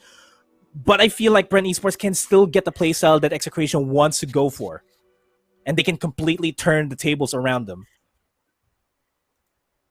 I don't know, man. That sounds very optimistic. That sounds hopeful. And again, with such a hype that this matchup brings, you can't help but consider these possibilities as almost realities. But the truth of the matter is, the reality is, Bren stands tall on top of our leaderboards. We saw it earlier when the stream started, when we started broadcasting. And you can't have a download strategy for weeks on end and still score that high. For sure, the first few weeks, maybe the first few games, they were downloading, but for a much longer time now, they have been sweeping. They have been winning more games and losing less and less. So, again, it's just a matter of time before we see here if game 1 will be a download, but statistics say they're going to go ahead and win, right? Yeah. It's easy to say that we can expect just out of raw stats because this is Execration, a team that we know is a team that really is dependent on their own momentum in a way that whenever they trust their skills, whenever they took off, they always soar so high and they win matches in such a high fashion that the viewers are actually enjoying it. And I'm sure that you as casters, when you watch Execration, you're just left with entertainment or surprise. No matter what happens, you're going to be entertained by Execration because of how they win or lose fights. And I'm thinking that this is something that we can still expect right now. We're going to see Execration versus Bren, a tale of legends. This has been going on for so long. The biggest franchises in terms of fan base now in MPL Season 5 at the midterm of the regular season. We're going to see them, and I'm just so happy to see this. Now, we have talked about the storylines of the teams. Let's kind of talk now about their specific picks, or at least the meta that runs between these two teams. After watching the first series and connecting that with what we know in the meta, what can we expect now, Nomad and Leo, into the draft? I'm expecting Chaknu to just completely shine in this meta. I mean, yeah, some of the tanks are starting to fall off for now, but some of the staple tanks are still okay and good for Chaknu. For that matter, they will be able to fully utilize Chaknu's ability to just go for those insane plays, especially with the fact that Atlas is available for picking. So I'm looking forward to see Chaknu pick Atlas, actually, because I feel like Atlas is going to be the central point of this fight. Yeah, I agree. That's going to be one of Execration's strengths. But I just got a note here: Chakno is not the kind of player that benefits or that can take advantage of the Atlas style. He likes catching people off guard. So maybe if you're coming in from the bush, or if you're flickering in for the RKO, for the ult. But I want to highlight here how Bren Esports, they have a strong mid in Carl TZ. And with that being said, they're also very versatile. Like 2 or 3 of them, even 4, if not all of them, are capable of flex roles. So with that being said, I think the draft going in is going to be in Bren's advantage, but as a wild card, as an X factor, the meta here might be played by the Execration squad. That's how I'm looking at it. Execration, we know this team as a very highly skilled team in a way that their individual skills are so good. Like if you look at Zapno, just him alone can carry the game if you're looking at an individual skill level. Chaknu, however, is more of the playmaker. Benny Cutie is also one of the players that rose in recent games that we saw Execration. Now, for Bren Esports, this is the epitome of mechanical skills. This should be the squad, or at least the team with the top 1 to 3 of each position. Now, at least when they were taken, as we can see that Bren Esports use these resources to full advantage. But of course, I'd just like to remind everyone that we still have our 515 party going on. It's still in full swing. The official music video for the 515 party is up, and make sure you join in on the fun. You check it out, especially after this series, because now, if you're watching this, I want you to enjoy this treasure that we have. This is Execration versus Bren Esports in a very highly competitive match in a caliber of tournament that's the highest of its level. And now that we're seeing it finally after months of waiting for this, I'm just way too excited. But yeah, I want to go back to what we were discussing earlier. It's how you utilize your resources, right? You have Zapno, you have on the other side Bren Esports, Skaltizi, and Few, which now play a weird role wherein they kind of swap out being the mage or the marksman. I don't know if you noticed this as well, but as for me, we know Few as the marksman, but sometimes he plays the mages, and then Cartesi, known as the mage, plays now the core heroes like Lynx or other marksmen, right? How do you expect Bren Esports to play out this draft, and how do you expect what do you expect from their strategies, Nomad and Leo? Well, I expect Brent to just pick to their strengths, so to speak, because if they decide to just go for heroes that they can pick in order for them to flex out the roles and do a little bit of the razzle dazzle, shaking and baking to mess up the pickings of Execration, they may just come out on top of this fight. That's how I see this fight for Bren. Yeah, I did notice that, and it's go ahead. Yeah, I think we have the draft soon, but yeah, sure. Go. I want to hear what you want to say. Oh yeah, no, I was just gonna say that I noticed that it's not just Few and Few and Carl who's switching it up, but even Coco. Coco used to also play a very good marksman, yeah, when it was the old days of Bren. But now, I think early on in the season specifically, he was one of the first few people to show us the strength of Uranus. So that's an offlane fighter type Uranus, and now Execration banning it out. That must be some level of respect. Now we're going to see, in terms of respect, Execration respects the Uranus from Coco. We just mentioned about this. And then Bren Esports banning out the Ling. What I'm really surprised about over the past 3 games that we saw, it's completely different per team. Which makes me think that a league setting, a long league setting like the MPL Season 5 or the MPL PH in general, makes it so that teams start to ban out or draft against their opponents specifically. Like this time, Execration banning out the Uranus and Bren Esports banning out the Ling. If you compare that to ULVL versus ONIC, there's really no middle ground. I think only the Hylos was repeated in terms of bans, but in this matchup, Bren Esports know exactly what they want to play when they're facing Execration. And again, another targeted ban. It's going to be the Farsa from Bren Esports. Execration gonna open up with the Bruno. So it seems Nomad. Do you like that kind of opening where Execration might consider a marksman first pick instead of a Kaja? If Zapta's gonna be the marksman and take control of Bruno, I feel like it's gonna be a good pick. But Athams is not a bad pick altogether. Thumbs can have that sustain in terms of the team fight, and it just allows Bren Esports to just think well on who their offlaner is going to be, or what their offlaner is going to be. How about you, Leo? With the Thumbs as the first pick from Execration, Bren Esports answers with the Valier. We haven't yet touched Kaja. Even the Claude was picked. Do you? What is happening, Leo? Can you explain at least to me and the viewers out there why Bren Esports chose the Valier and the Claude? I think on the side of Execration, I know for sure that Syra here has a few solid support pocket picks, right? That's what I know him for, and Kaja's just not one of them. So with that being said, despite Kaja coming up really strong, they might not pick him up at all. On the side of Bren Esports, I can say the same. They're not known for the Kaja plays. They're known for the Groks.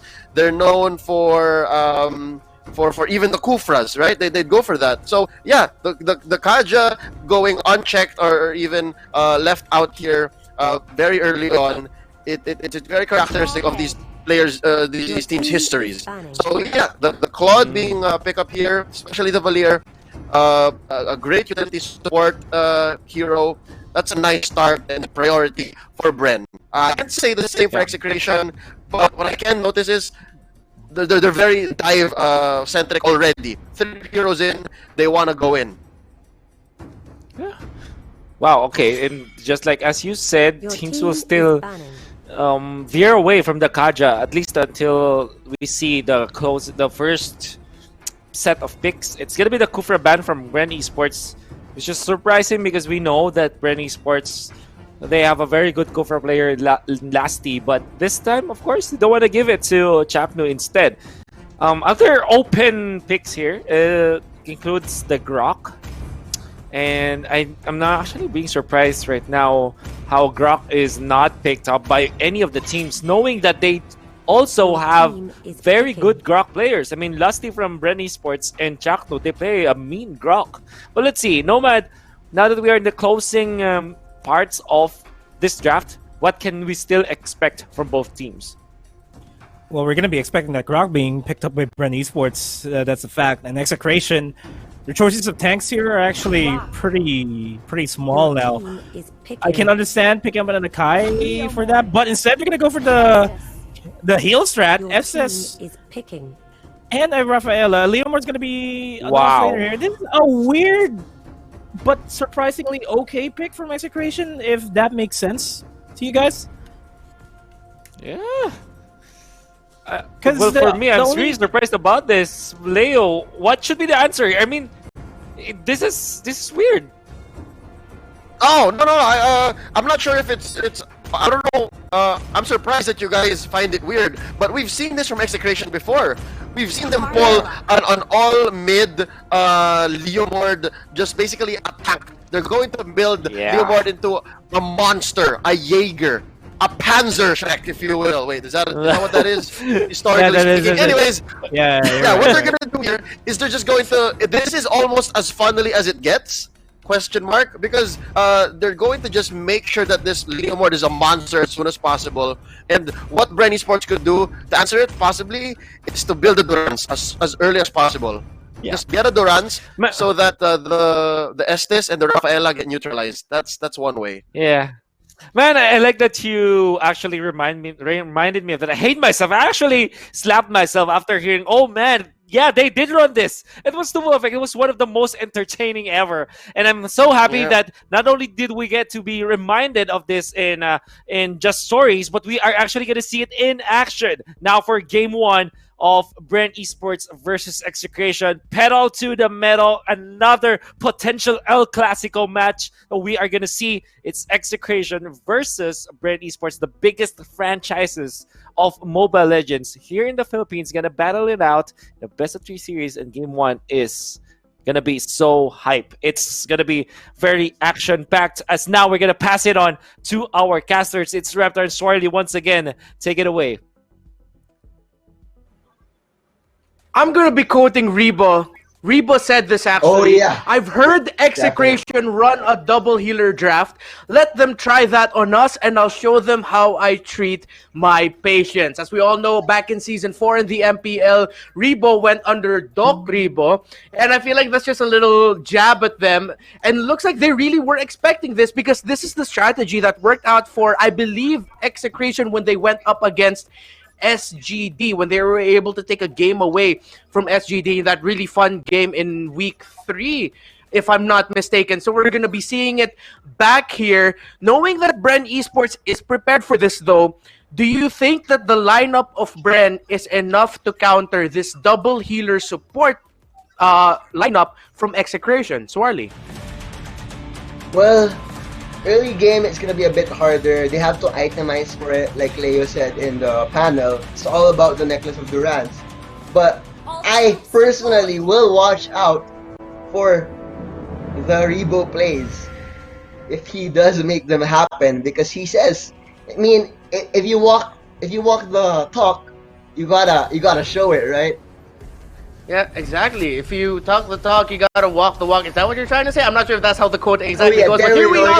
Yeah. But my brain froze a bit there. But yeah, thank you for totally getting me despite me lacking in my... I got you, brother. I got you. It's Execration versus Bren Esports.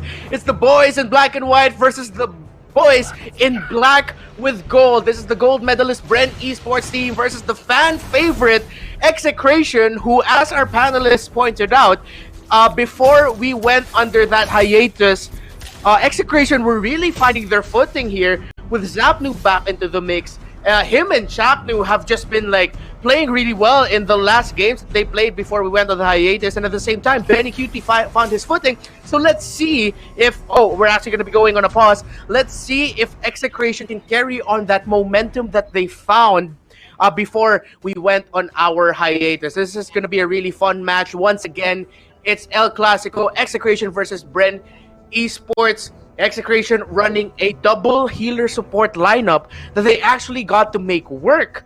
It's a Rafaela and Estes, but it seems like Bren Esports were prepared for that.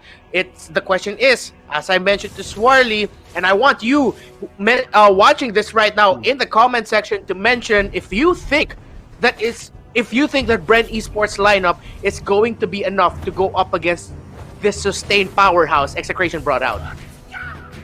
It's still all about execution, as we say. But wait, Rico will waste a flicker and still fall here. Lasty trying to get something happen, but he's just gonna run away. Power of Nature is gonna be enough for him to have the movement speed. But going back to what you were saying earlier, Execration, will they find the momentum again? But Execration, unfortunately, they have the reputation of being one of the more volatile teams in professional Mobile Legends in terms of consistency. So if they don't find that groove again in this latter half of the season, I fear they may not find it again. So this first week is very, very important for them. That's true. I completely agree with you. We just saw that Hate Leomord pickoff kill on, I believe it was Rebo, or I think Rebo, yes, was the one that they were able to catch off there in the first time around. And our analyst called it right. What we're seeing here is them just really funneling everything into Hate's Leomord. And this is going to be the hyper carry here. Seeing as how... Exactly, channel the hate. That is the plan of action here for Execration, and Bren Esports right now are just trying to find their footing and trying to find their control into this map, with Execration just completely surprising them with that kill here. But looks like we're gonna get the launch attack. All as Execration go in for the dive as they try to steal this red buff here coming in. As Bren Esports is gonna try to take it. Execration trying to go in for the steal. Lasty is zoning them out perfectly, but here comes Barbiel. But Barbiel forced back after taking a lot of damage and slows there, stopping Leomord in his tracks. But Execration do have the positional advantage as they go for this turtle. It's going to be big if they manage to get the buff onto Hate, which is likely going to happen. They can make even more plays. But Rebo wants to see if he can make something happen. Oh my god, he does! No, it's actually going to be Lasty. He is known time and time again for just stealing objectives right under your nose. And he does so again.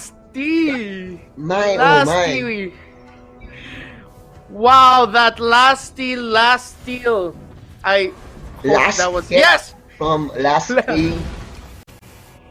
Exactly. Wow. What a steal there by Grok. Completely surprising execration. That was a great play there and great sense by Rebo and Lasty to just really contest for that turtle. They knew that they were there. They used their distance. They used the capability of the Grok to just space out and scare anyone from staying close. Yes, that power of nature was nerfed, but it still really hurts if you get hit by it full charge. Looks like we're going to get a wall there on Joe, but Joe's going to be able to just dash away just in time, but Lusty and Karthisi are going to go after him. Meanwhile, on the top lane, we see Rebo. It's going to be a 4-man rotate there for Execration as they go aggressive into the top lane turret, but here comes Yu with the stun, catching out Chaknu. Sapnu in the bottom lane, still getting pressure, but we're going to get a kill on that Rafaela. They got a kill there on Chaknu. Meanwhile, off screen, looks like Leomord actually got a kill there on Coco. So Hate is still running wild here, 2-0-0. So if they keep letting this happen, seeing as how Hate also does have that bounty hunter, it's going to be hard here for Bren Esports to stop this Leomord. But seeing as how they also do have that few there on that Carmilla, it's just going to be, it's a little bit of insurance as it helps them out knowing that we do have that Carmilla lifesteal. And look at Lusty here, just trying to go for that steal on the resource again. He doesn't care. It's 2-on-1. It's fine. I'm Grok. I've got few. And looks like they're going to be turning this around. They're going to try to go for more kills. Few gets a stun there on Chaknu. Will Chaknu be able to get away? Side, look at the heal there. The two healers just keeping each other up. I got you, says Side to Chaknu, and that's a great recovery there from Execration to not lose any heroes after Lasty got a steal on the resource. Lasty just knows when he can go for these plays, especially against the sustained heavy lineup. Coco actually getting caught up on here. The knockup is going to be there, but to no avail. No one is strong against Spore, unfortunately. But yeah, Lasty knew exactly how much he can poke at Execration because you have two supports that are just all about to sustain, so they're not threatening him.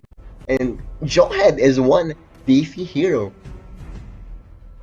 Yeah, but Coco seems to be having a rough time right now. 0-2-1 for Bren Esports here, but right now they do have the resource lead. And yeah, Lusty doesn't have to be really scared if he tries to go for a steal, but wait, hold that thought because Zapdu looks like he's gonna get caught out here. Kaltisi and Rebo get a kill there on the Cho. If you punish our fighter, we're gonna do the same to yours. Bren Esports taking it back, and they get the top turret. And Rebo walking the talk now. Definitely 2-1-0 on that Valier. Lasty will get away on a sliver of health. Will few be as lucky? Not looking like it, but Kaltizi is making full use of the save. Well, you still alive actually, Rebo. Now with the assist, he'll flicker away. Kaltizi is also in the area. Will they try to punish Execration for going quite deep? Hate will actually fall here. It's Rebo taking the kill. Rotations are coming in, but with the safety of the tower, Execration is safer now, or not. Coco with the perfect ejector back play onto the S-Dex, and that's just 3 down on the side of Execration. Bren, you are not safe anywhere. And this is what we're talking about when I mentioned the insurance from the Carmilla. Look how much lifesteal the Carmilla did to just stop a 4-on-1 assault on her. She didn't care. She had the retribution up. She had her lifesteal up. So all the damage that Execration were doing, everything that they committed Hate's ultimate, the Phantom Steed, just for Fuse Carmilla. And by the time they finally got a kill on Carmilla, Bren Esports came in for the response, and Execration had nothing left. They used all the resources that they could have, and Bren Esports just made that team fight look easy.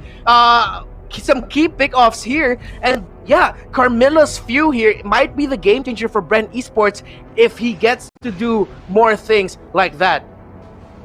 Execration definitely have to calm themselves down. The moment that Hate died earlier, they should have just backed off, because that is a very farmed Leomord at this point, and if he's not around, there's no way you're winning a fight against the Bren Esports lineup, especially with how much he went all in on the sustain.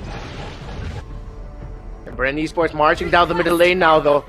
Trying to get this middle lane turret from Execration. We might get a fight here in the jungle. It's a tight spot. So let's see if they try to force it. There goes the Guardian's Barrier. They're going to catch the two boards! That wild charge along with Unstoppable Force. But looks like Rafael is going to be able to get away Syra as well. But he takes so much damage. All the pokes coming in from Valerie Rebo just blowing him up. And here comes a Blazing Duet onto Execration. They get stunned. Benny Cutie trying to go after Rebo. He gets taken out. Here comes the Phantom Steed. Can hate turn it around, but he's stuck between all the members of Bren Esports. And just like that, 4 members of Execration have been taken out. Bren Esports looks like they did have the answer to this double healer support. Make that a mega kill for the Claude as they get a wipeout there. Syra is back. He gets taken out, and looks like Bren Esports is going to take game number 1. Wow.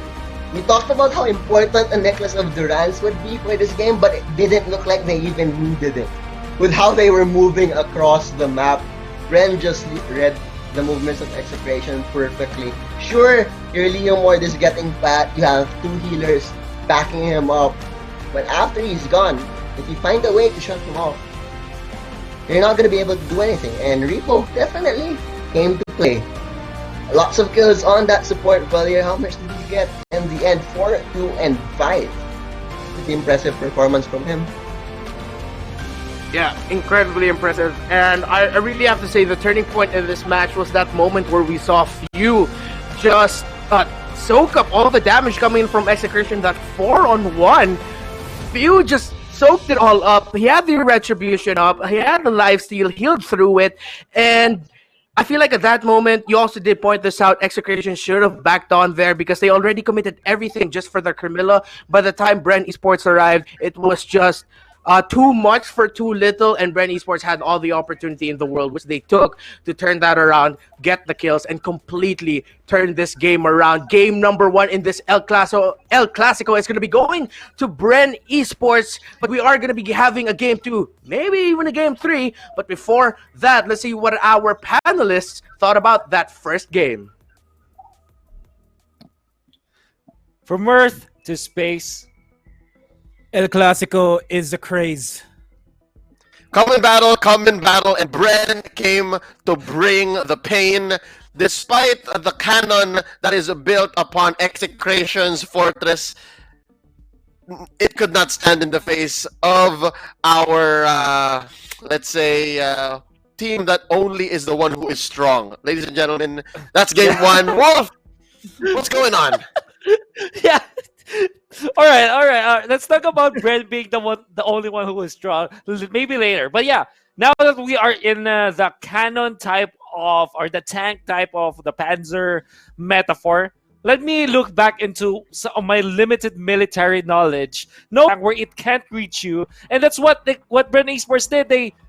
They were equally aggressive compared to Execration, and they know exactly who to attack. You know what? I'm gonna ask Nomad here, the better military man, or the man with the better military knowledge, on how Execration's tank or Panzer was stopped by Bren Esports. Well, in order for you to defeat a tank, all you have to do is derail the tracks. And as soon as you disable the tracks, you'll be able to take over the tank's crew. And that's exactly what Bren Esports did. Yeah, Execration had a good start. It was the best start that they can ever go for. But Bren Esports just completely out-rotating them and going in for the crucial picks. And that just completely shut down the Panzer that is Execration. They had it in them, but Bren Esports was just better at picking off the crucial points. Gonna have to talk about Lasty here. Leo, your Bren Esports are your guys. So you know these people a lot. But Lasty now, this is her first season in a Bren Esports side. Same as with Carl TZ on the Cloud. But I think that this guy literally just packed his bags, brought what he was doing even before he was part of the Bren Esports. Just played like he is Lasty from when he was in Archangel, or Lasty from when he was from Playbook, or whatever it was, whatever his skill level was when he was playing the Grok. He just literally brought it here in Bren Esports, that it just looked really natural. Do you agree with me that Lusty is meshing well with the Bren Esports squad? Oh yeah, you mentioned that lastly, alongside Carl Tizzy, both of them, they essentially felt like they were plug and play, and that's a testament to their skills, their talents as Mobile Legends professional players. It's not just that they were good because they were surrounded by awesome players as well in their old teams. Don't get me wrong, but yeah, the same risk that comes with creating a powerhouse team, just like Bren Esports now is now, the rewards can just be tenfold, and that's what we're seeing here. That they can dismantle, a hard, very solid dive lineup coming in from Execration, even with your boy Zapnu, Billy Alfonso in there. It's still a hard sell. So yeah, they took this game and even possibly this series, but we'll have to wait for game 2 to see. Yeah, Nomad, you know what? Execration is a team that we know are really strong. We were hyping about how they can easily take this series if they can, and we know that Execration is able to win it, to win games. Now, looking at game number 1 and transferring to game number 2, what should they change? Was it a draft issue? Was it an execution type of issue for Execration, or was it something else? It was a draft issue. I'm not going to mince my words here. They didn't have the dedicated tank player in order for them to soak up the damage that Carl Tizzy was dishing out. The Rafaela and SS pick, sure, they work. They work really well. But it only works if you have an offlaner that can be a sub-tank role that can really tank out the damage. If Execration drafts around that, let's say that Execration goes for an SS and Rafaela once again, they need to make sure that the offlaner they have is going to be the tankiest offlaner they can ever be. Aside from that, they need a ranged hero. So, a dedicated damage dealer ranged hero. Yeah. Leo, Execration really is a very strong hero. Now, Bren Esports is not a hero, very strong team. Bren Esports, hashtag the only one that's strong for Bren Esports. If you want to maintain that mindset, if you want to maintain that kind of statement, you have to get the 2 zeros, right? And Bren Esports, how can they make sure that they stay on top of the standings by getting this 2-0 over Execration? Well, one thing I gotta say before I answer your question is we have proven the fact that Bren Esports no longer is on that download game streak. They won game 1, so the only bad thing that they can do here is to drop game 2 and then go for game 3. But to answer your question, Wolf, I think what they can do here is they just have to cover their bases, go for fundamentals, and just make sure that they don't fall or they don't let Execration pop off. Because Execration, again, we mentioned earlier, they're a very momentum-based team coming off their own steam. So if Bren Esports, the only one who is strong, can show Execration that, we're the big dogs, this is our arena, then they can keep Execration down and take the sweep. Right now, we have the drafts. If they do want to take the sweep, Bren Esports needs to be so dominant against Execration. So far, one thing that they haven't changed is the way they banned out the Ling. They have great respect on Execration's Ling, and I think I'm seeing Execration pick Ling for hate and just do the hyper carry funnel strategy for hate's Ling, wherein this Ling will just amass so much strength in the early stages of the game, so much items, and then take and snowball that game, maybe finish it off as early as possible. But nevertheless, Bren Esports will not let that happen. Execration, however, they banned out the Uranus once again, which means the Bren Esports might get the Kaja, but instead they will go for the Thams. Nomad and Leo, what is happening? Why is Kaja not even being touched by Bren Esports at Execration? Just like what Leo said earlier on during game number 1, Kaja's not really a notable hero for both of these teams. I mean, yes, I'm pretty sure that they can play Kaja, but that's not to their strength. Their strengths together is strong. No, I mean, their strengths together is the teams want to go on for the full-on 5v5, not really going for the pick-offs type of strategies and then go for the eventual wipeout. Team is picking. Leo, any thoughts on this Jawhead from Execration the carry, because I think that whenever I look at Execration, one of their strongest heroes is definitely the Jawhead. What is it with this specific hero, and what does this enable on the side of Execration? I think for Execration, it mimics the Kaja -1. Again, these two teams, neither of them are like Kaja specialists.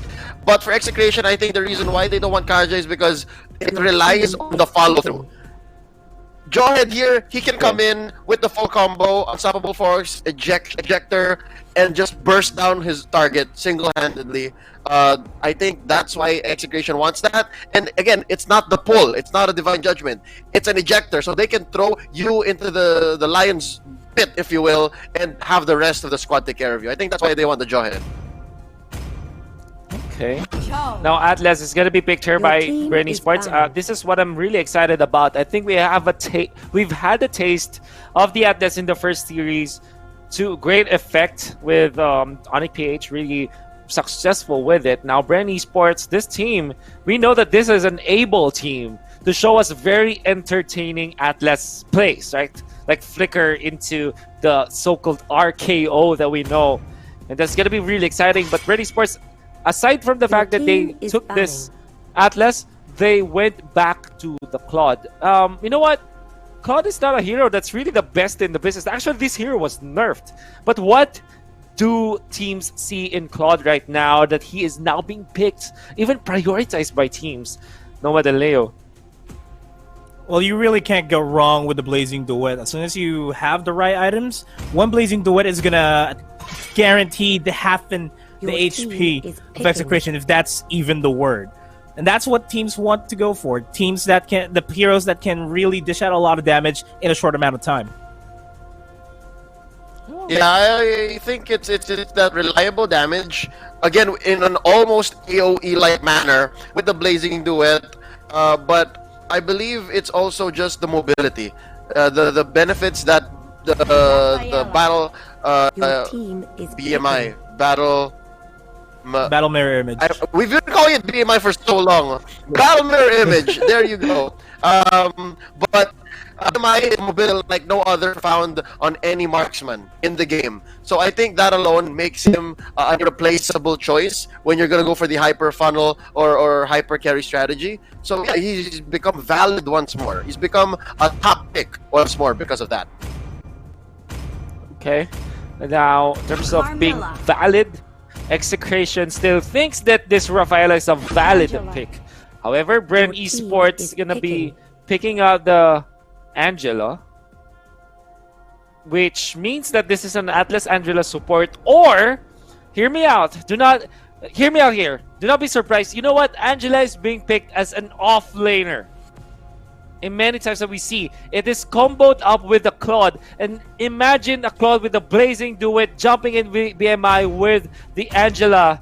It's really, really strong. Now, for Bren Esports, a lot of flexible picks here. Carmilla can be an offlane support or a sidelane support.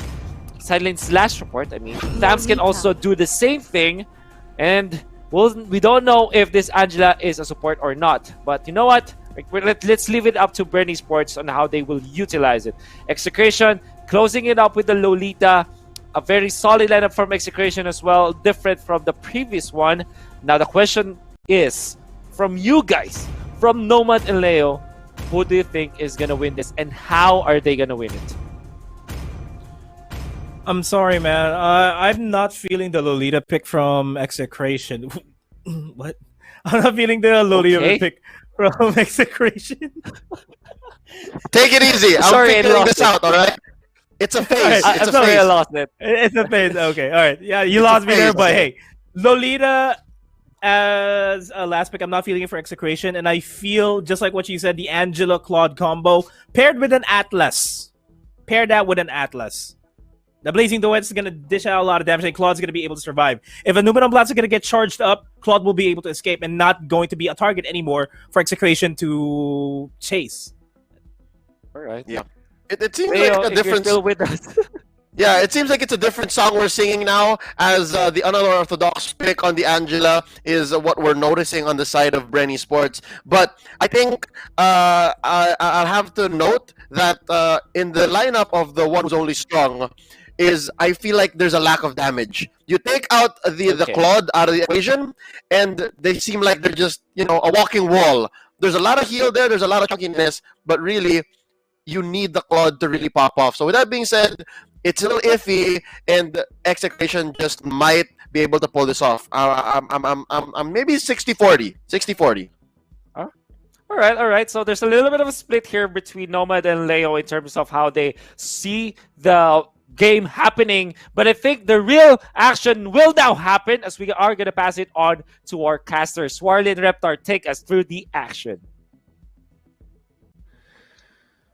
Thank you so much, Wolf. Welcome back. This is us, your casters, for this game number 2 between Execration and Bren Esports here in the official English stream for the Mobile Legends Bang Bang Professional League Season 5 Philippines. And Swarly, I've got to say, really interesting picks coming in from both teams. I do have to agree with Nomad that Lolita pick might be a little bit iffy, but hey, this is the Execration team that got to make the double healer strat back in week 3 of the MPL work. Exactly. So we can't count out Execration. They are Execration. They are one of the most experienced and most well-loved teams here in the MPL. So let's see if they can pull this off and split this series and force a game 3 against Bren Esports. We see from the get-go Execration rocking the 3 masks right away, and they could begin funneling right into Hate's carry.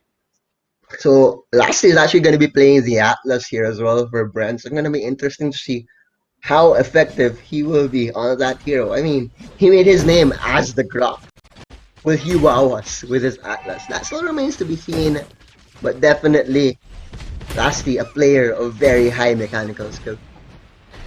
Yeah, and it's going to be interesting. Oh, wait, hold that thought, because it looks like Coco is going to get caught out here. Execration now amping up the aggression right away, protecting and making sure that they get their Litho Wanderer and they get to continue farming for their carry. The question here for me is, in a team fight setting, how well can Lusty time up the Fatal Links from the Atlas? Because one Fatal Links can completely negate Chaknu's attempt to drop down the Numenon Blast from Lolita. If Lusty pops it off too early, they might not have enough stops to stop Chaknu's ultimate, and that might just completely turn around the fight for Execration. Meanwhile, turn it around, if Lusty times it perfectly and just waits for Chaknu to pop in that Numenon Blast and then pops off the Fatal Links, that's gonna be really bad for Execration. Plus, like you said, I think with the Lolita, I think Execration have that initiation advantage. And lastly, it's going to be a bit harder initiating with that Fatal Link, but it's possible. But in terms of counter-initiating, I think it's going to be much, much more doable for the side of Bren Esports. Let's see here. 0 for 0 right now. Looks like Rebo is going to get caught out, but Benny Cutie, does he have the Wave Dragon? Not yet. He's only level 3, but Execration is there to respond, and Rebo is taking a lot of damage, and Hate gets the kill. That's going to be a first blood there on that carry for Hate. Definitely mad from the last game. Execration were against Rebo. So they were just all eyes on him, no mercy. You even noticed that Benny Kitty went ahead just to get the buff so that he would have no way of running. Just the little things. Execration at least getting on the board early. Still, they did go kind of behind in gold there since they committed quite a lot for Rebo there. Yeah, and they're committing a lot for this rotation, but they do have the very small lead here. Let's see if Execration can keep this up. 15 seconds until the turtle comes on. Coco is going to get caught out here by Zapnu and Chaknu. The Zap and Chak connection sees them, but the Battle Mirror image is going to be used by Claude just to get away, and Thomas just spaces himself out to get to a safer position here. Chaknu, great check there onto the buff. More info there to allow them to have a little bit more confidence setting themselves up for this turtle if they do decide to get it. And both teams posturing towards that turtle right now. But in terms of numbers, Execration have the easier rotations. Cho is going to be able to see Carmilla and Claude over by the river, and this will open up the turtle take for Execration, but they decide against it. Just to respect that Bren, with any team with Lasty on their lineup, you just gotta respect it. And when they can just steal your objectives like that, the fear settles in. Jacknu, Sairu, and Hate spots out Lusty. Coco trying to stop them. It looks like they might be starting off the turtle already. Coco's gonna get there, but here comes Zapnu with the rest of Execration. Bren Esports is in here for the help also, but Cider is there. Joe, meanwhile, in the top lane is just pushing, so it's gonna be a 5v4. They're gonna take out Bren Esports. Coco, Zapnu on the run, getting really low, but he's gonna get the assist and the heal, and here comes the Numeron Blast! And they get it, and they get the ejector as well. But the wraparound here from Few, Rebo, and Carl Tizzy just completely messes up Hate and the positioning of Bren.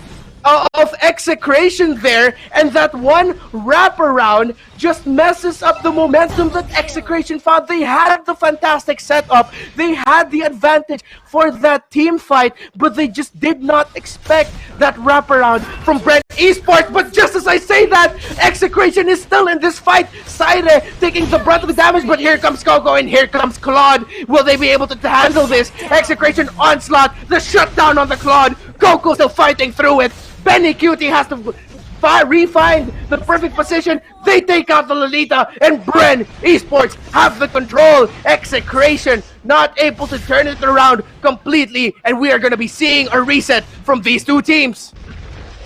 Execration really have to rely on a perfect Luminum Blast from Shakno. Unfortunately, Bren, they know exactly what they have to do in order to win these fights. Just make sure that the Luminum Blast doesn't connect on to the important targets. I mean, we didn't go back that far back into the replay, but earlier Bren forced the Luminum Blast to just go on one hero, which basically changed the whole fight in favor of Bren Esports all the way.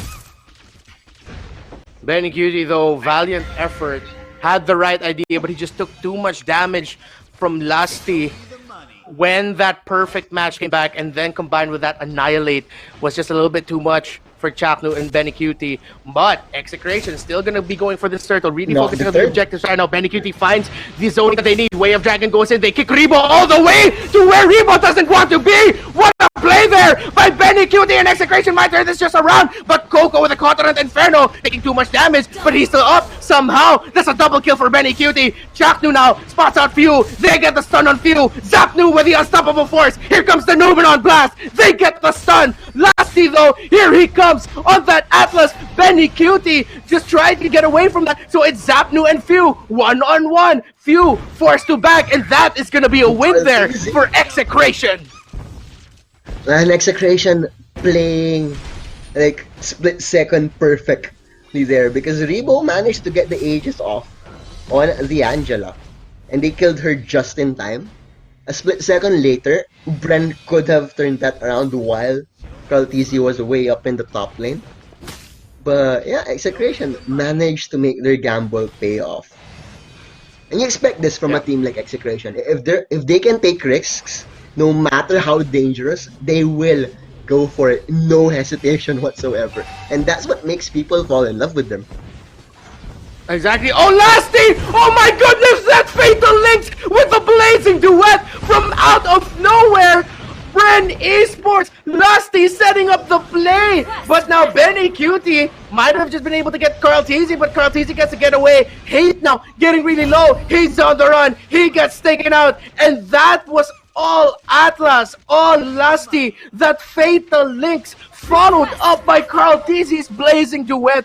What a play! I wasn't expecting it, and it looks like Execration wasn't expecting it too, as we look at the replay of the clash we had in the turtle pit earlier. But we're gonna not look at that right now. Look at Benny Cutie though getting a kill there on Carl Tizzy. Execration are pissed off right now, and that pickoff on their marksman, it's gonna hurt Bren Esports. Let's see if Execration can capitalize with 20 seconds until the Claude returns. Man, Execration, for some reason, even if the Numenon Blasts aren't there, they're managing to win these fights thanks to the chaos. And I think that's where they really like having the Jawhead in, because of that ejector. The ejector potential to just split up the fight, and this is where Execration excels in. And Execration isn't excelling at that point right now, but Bren Esports still have pretty respectable control of this. Execration, it's up to them to keep finding the right pick-offs and the right approaches to their team fights. It's really up to Benny Cutie and Zapnu to get that perfect pick-off, to get that perfect focus onto one target in the backline to completely mess up the approach of Bren. Yeah, but still, 2,000 gold lead could be anybody's ball game right now. But, you know, with how strong their marksmen are at this point, one big fight is gonna be like a boatload of objectives right afterwards. It looks like we might be seeing that big fight here as Bren Esports go for the turtle, but Execration with that steal! The Rafaela takes it side the Numenon blast, they get the stuns, but it's just too much damage. The Wombo combo coming in from Bren Esports, just taking out every member of Execration. They're chasing Chaknu, Few is chasing Zapnu, it's Zap and Jack left. That's a maniac for the Claude, and Execration are down to 1. Zapnu is forced to defend this on his own, and can Bren Esports end this? Will they decide to end this right here and right now? You win a fight and you have catapults right on top of the enemy base. That is just, you know, a match made in heaven. And Bren Esports, they're gonna ride it all the way up there. They're just gonna win. Wow. Bren Esports takes the match and takes the series. Swarty, what were you expecting? I was expecting like, okay, sure, you'll win one fight and get all the turrets. I wasn't expecting to win one fight and just win the game. And Bren Esports, you know, just goes to show how good they are together. They won in the SEA Games, gold medalists, and they're showing once again why they are the team to beat here in MPL Season 5.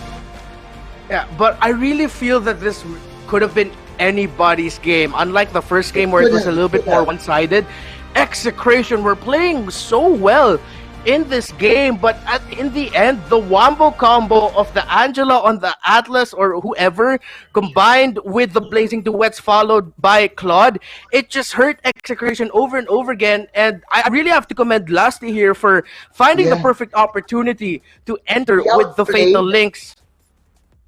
He outplayed Chaknu so badly in this game. We talked about how Chaknu needed to have those perfect initiations.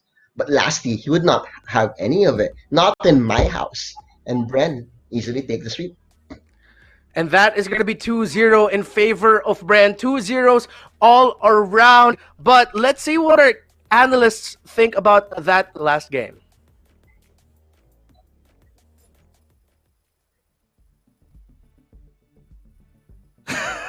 Thank you so much, forecasters. As we try to make our best Leo impression, I mean. But in terms of impression, I'm impressed by Bren Esports.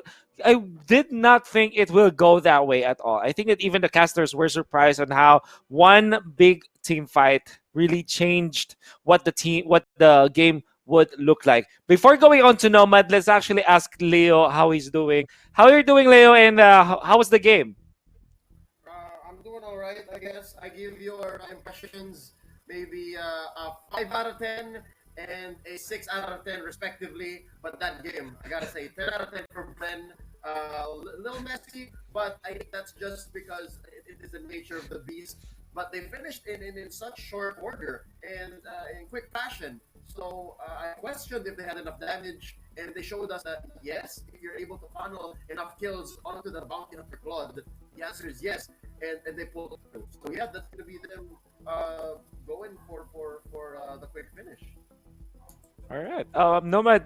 There was a time where Execration looks to have it.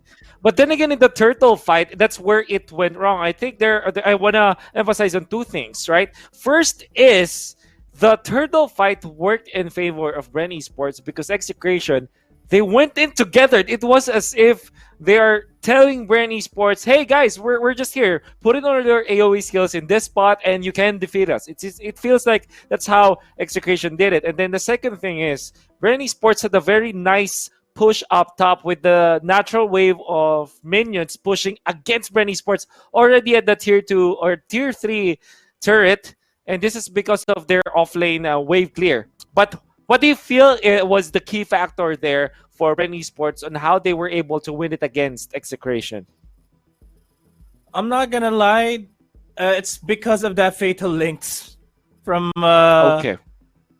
It's a fatal links that really caught me off guard. And aside from the fact that Carl TZ was able to just split push over the top lane and just completely control the map on the top side, Execration was all over the map.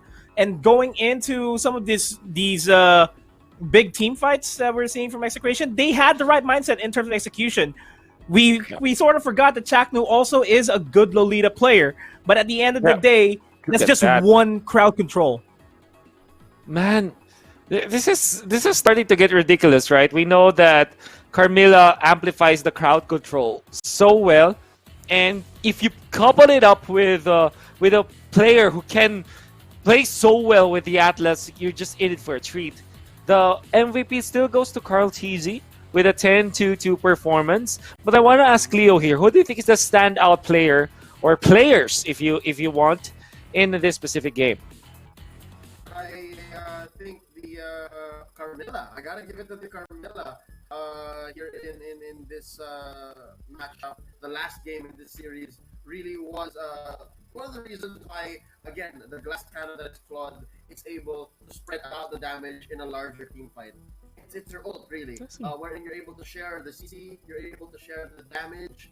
Sure, it's stifled across the board, but you're spreading out little fractures of a fully decked out marksman. Again, you're funneling into this Claude. So despite the staggered damage, it's still enough over the course of a team fight. Yeah. How about you, Noma? Do you have any specific players or player or players that you wanna highlight and emphasize on the side of Bren Esports? I'm gonna sound so generic here, but I'm gonna give it to the entirety of Bren Esports here. They were working like they're working like a cog there. They were standing out altogether. I mean, I know it's cliche, I know it's cheesy, it's generic, but that is how Bren played. They played like the perfect team that they are. There's no shadow of a doubt that if they keep doing this, they'll go back. Yeah, I can't say I don't agree. Now I want to ask Leo how about Execration, because I think that in this specific 2-0 win by Bren Esports, Execration should not feel good, to say the least. But if you are part of the coaching staff once again, and this guy is always the role-playing coach. But yeah, Leo, as the role-playing coach here for Execration, how do you speak to your team and how are you going to pick yourselves up? I think you still have matches during the weekend. And if so, how are you going to approach those fights?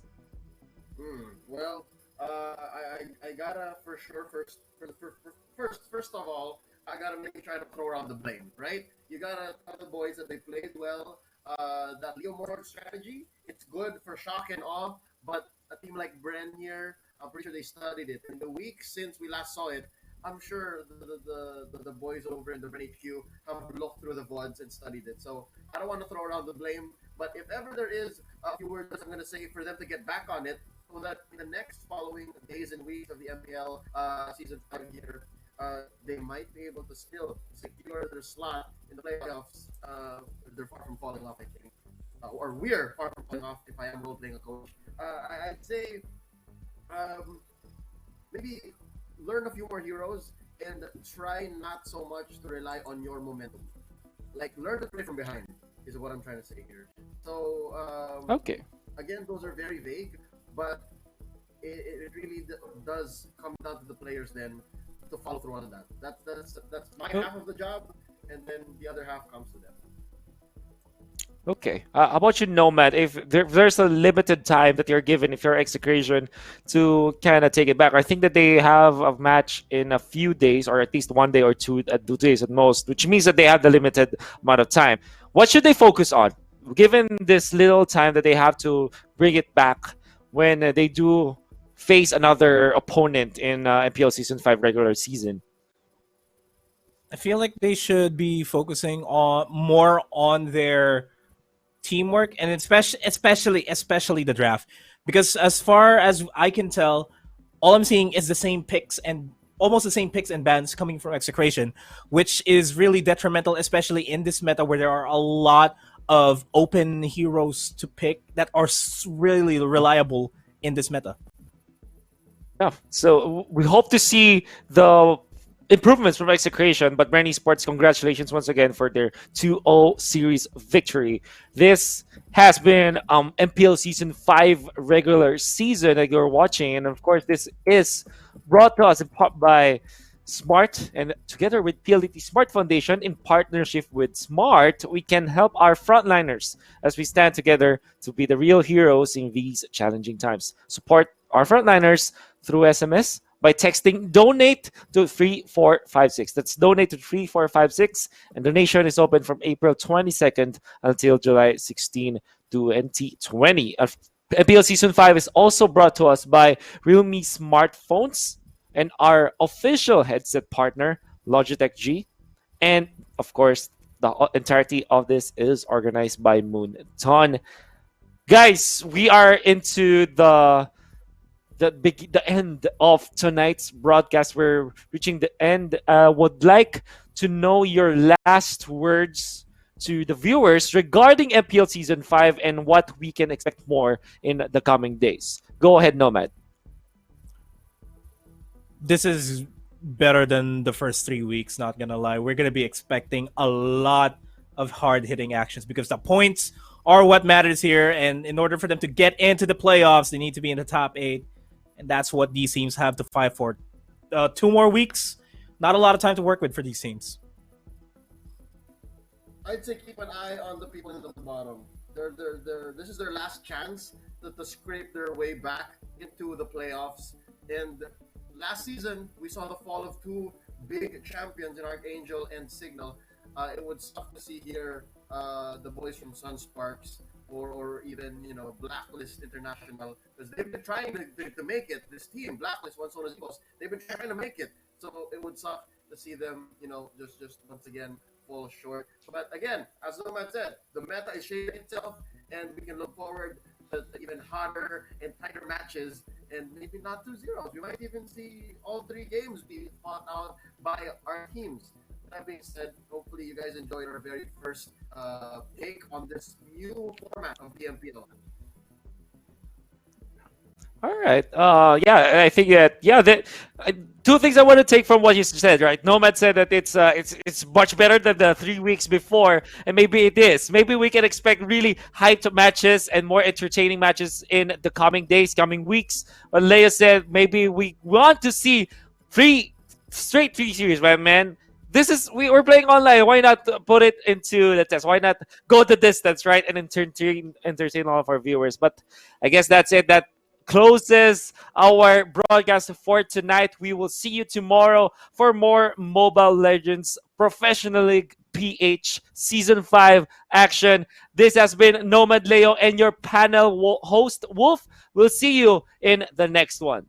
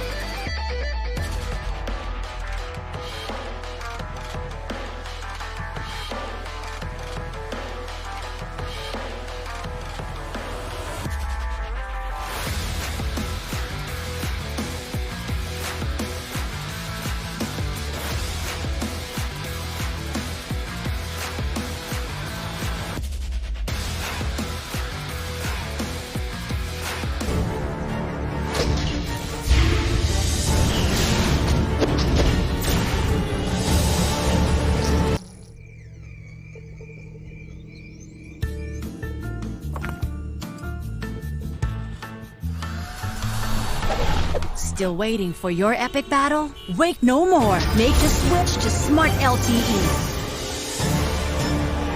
And experience greatness with the country's fastest mobile data network.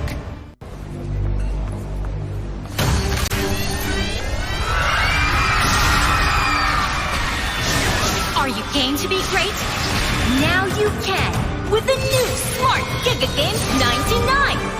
Get 1 gig data all day, every day for Mobile Legends and more. Game to be great with Smart Giga Games 99.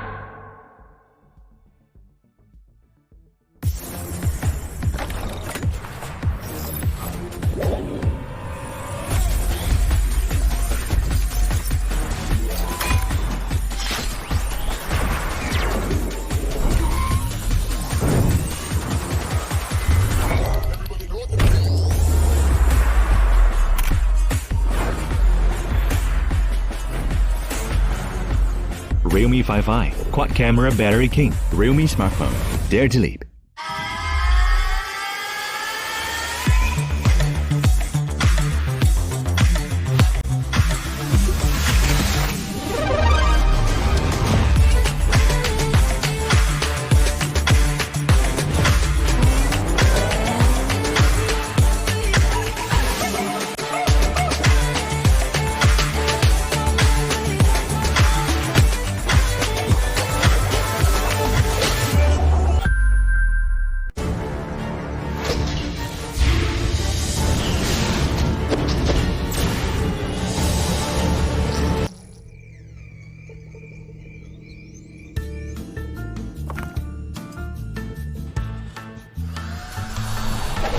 Still waiting for your epic battle? Wait no more. Make the switch to Smart LTE.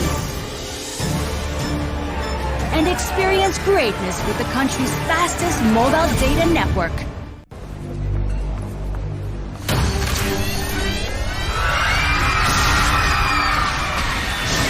Are you game to be great? Now you can with the new Smart Giga Games 99. Get 1 gig data all day, every day for Mobile Legends and more. Game to be great with Smart Giga Games 99.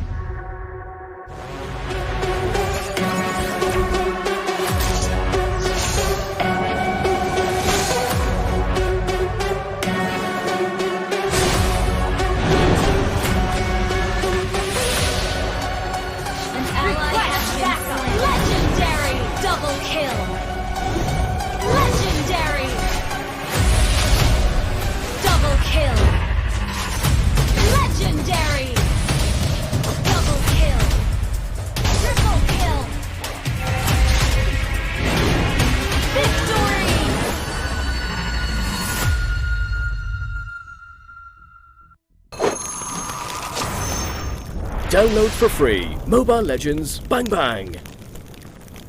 In time minus 10. The situation 9, is critical. 8, The data doesn't seem 7. right. Check pressure. It can't be 5, stopped now. 4, 3. Okay, get ready. 1. Launch.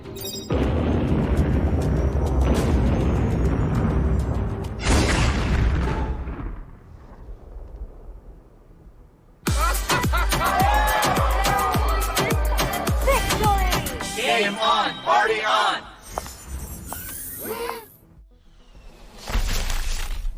That hurts. Where am I?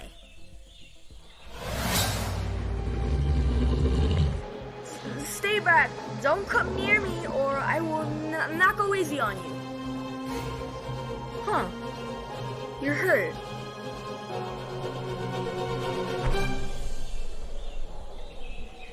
Just like that, the story of Pawpaw and Koopa began, under strange circumstances.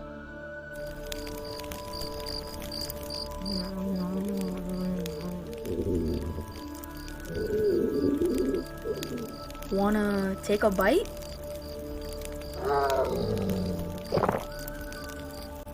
And so Koopa and Pawpaw shared their first meal together.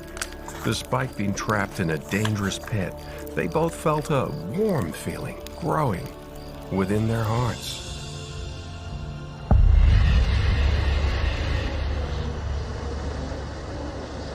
Days quickly passed and our two little fellows didn't have much food left.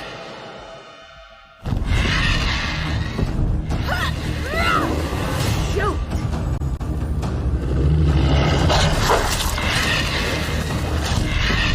Let me go!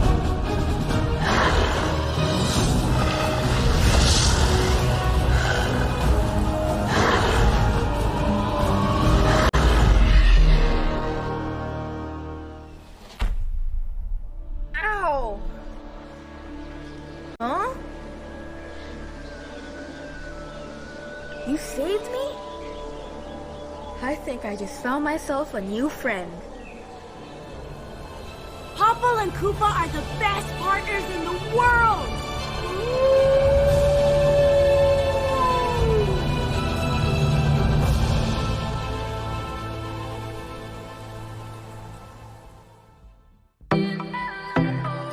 Time. Defeat the enemy, I'm full of energy. I can lead a team to victory. Got the first blood, too legendary. Taking you all out, go RIP for another layer. Ay. Let me see you moving, never gon' stop. Ay. Epic fight queen, that's so hot. Ay. Let's celebrate, we got two shots. Come and battle, come and battle. Ay.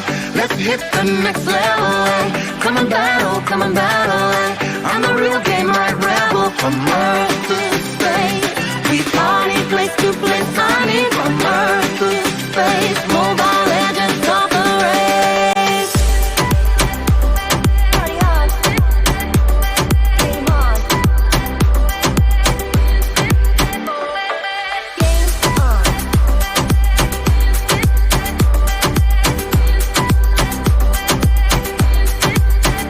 Party on. There'll be a party every night. Don't hold your breath, let's play tonight. Game on, party on. Tell me who you're gonna be, that's on your mind. No one can stop, it's time to shine. We are young, things will be fine, danger comes. I won't hide, we are leading the trend tonight. We are young, things will be fine, danger comes. I won't hide, legends won't fade away tonight. Party on. Game on. Game on.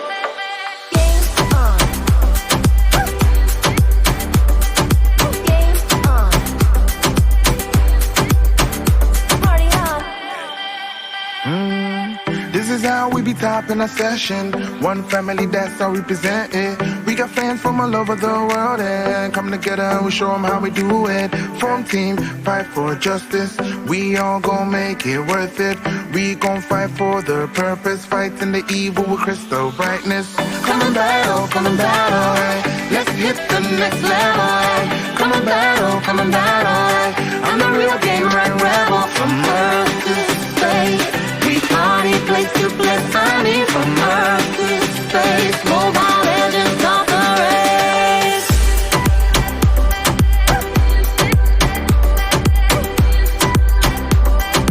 Game on, party on.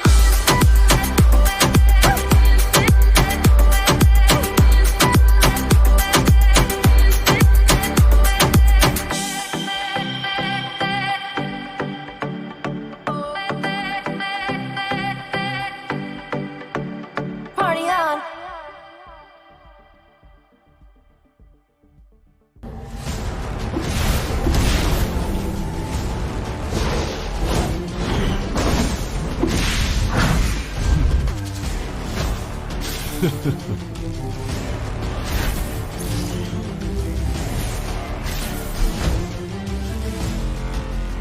It's good to see you. Killing spree! Godlike! Legendary! Double kill! It's good to see you. Legendary! Your team destroyed a legendary! Legendary! Legendary! An ally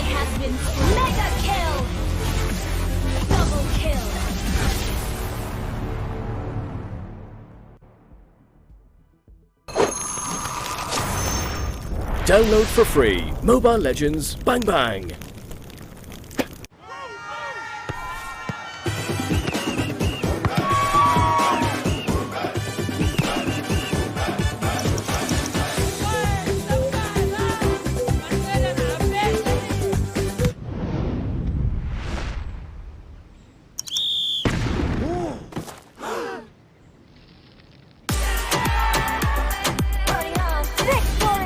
Game on, party on!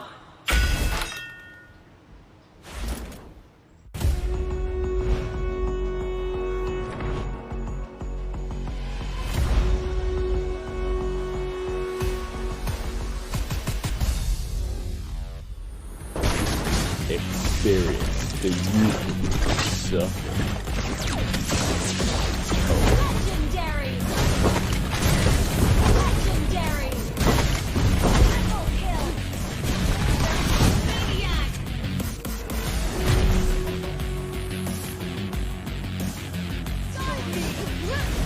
Legendary! Double kill! Greatest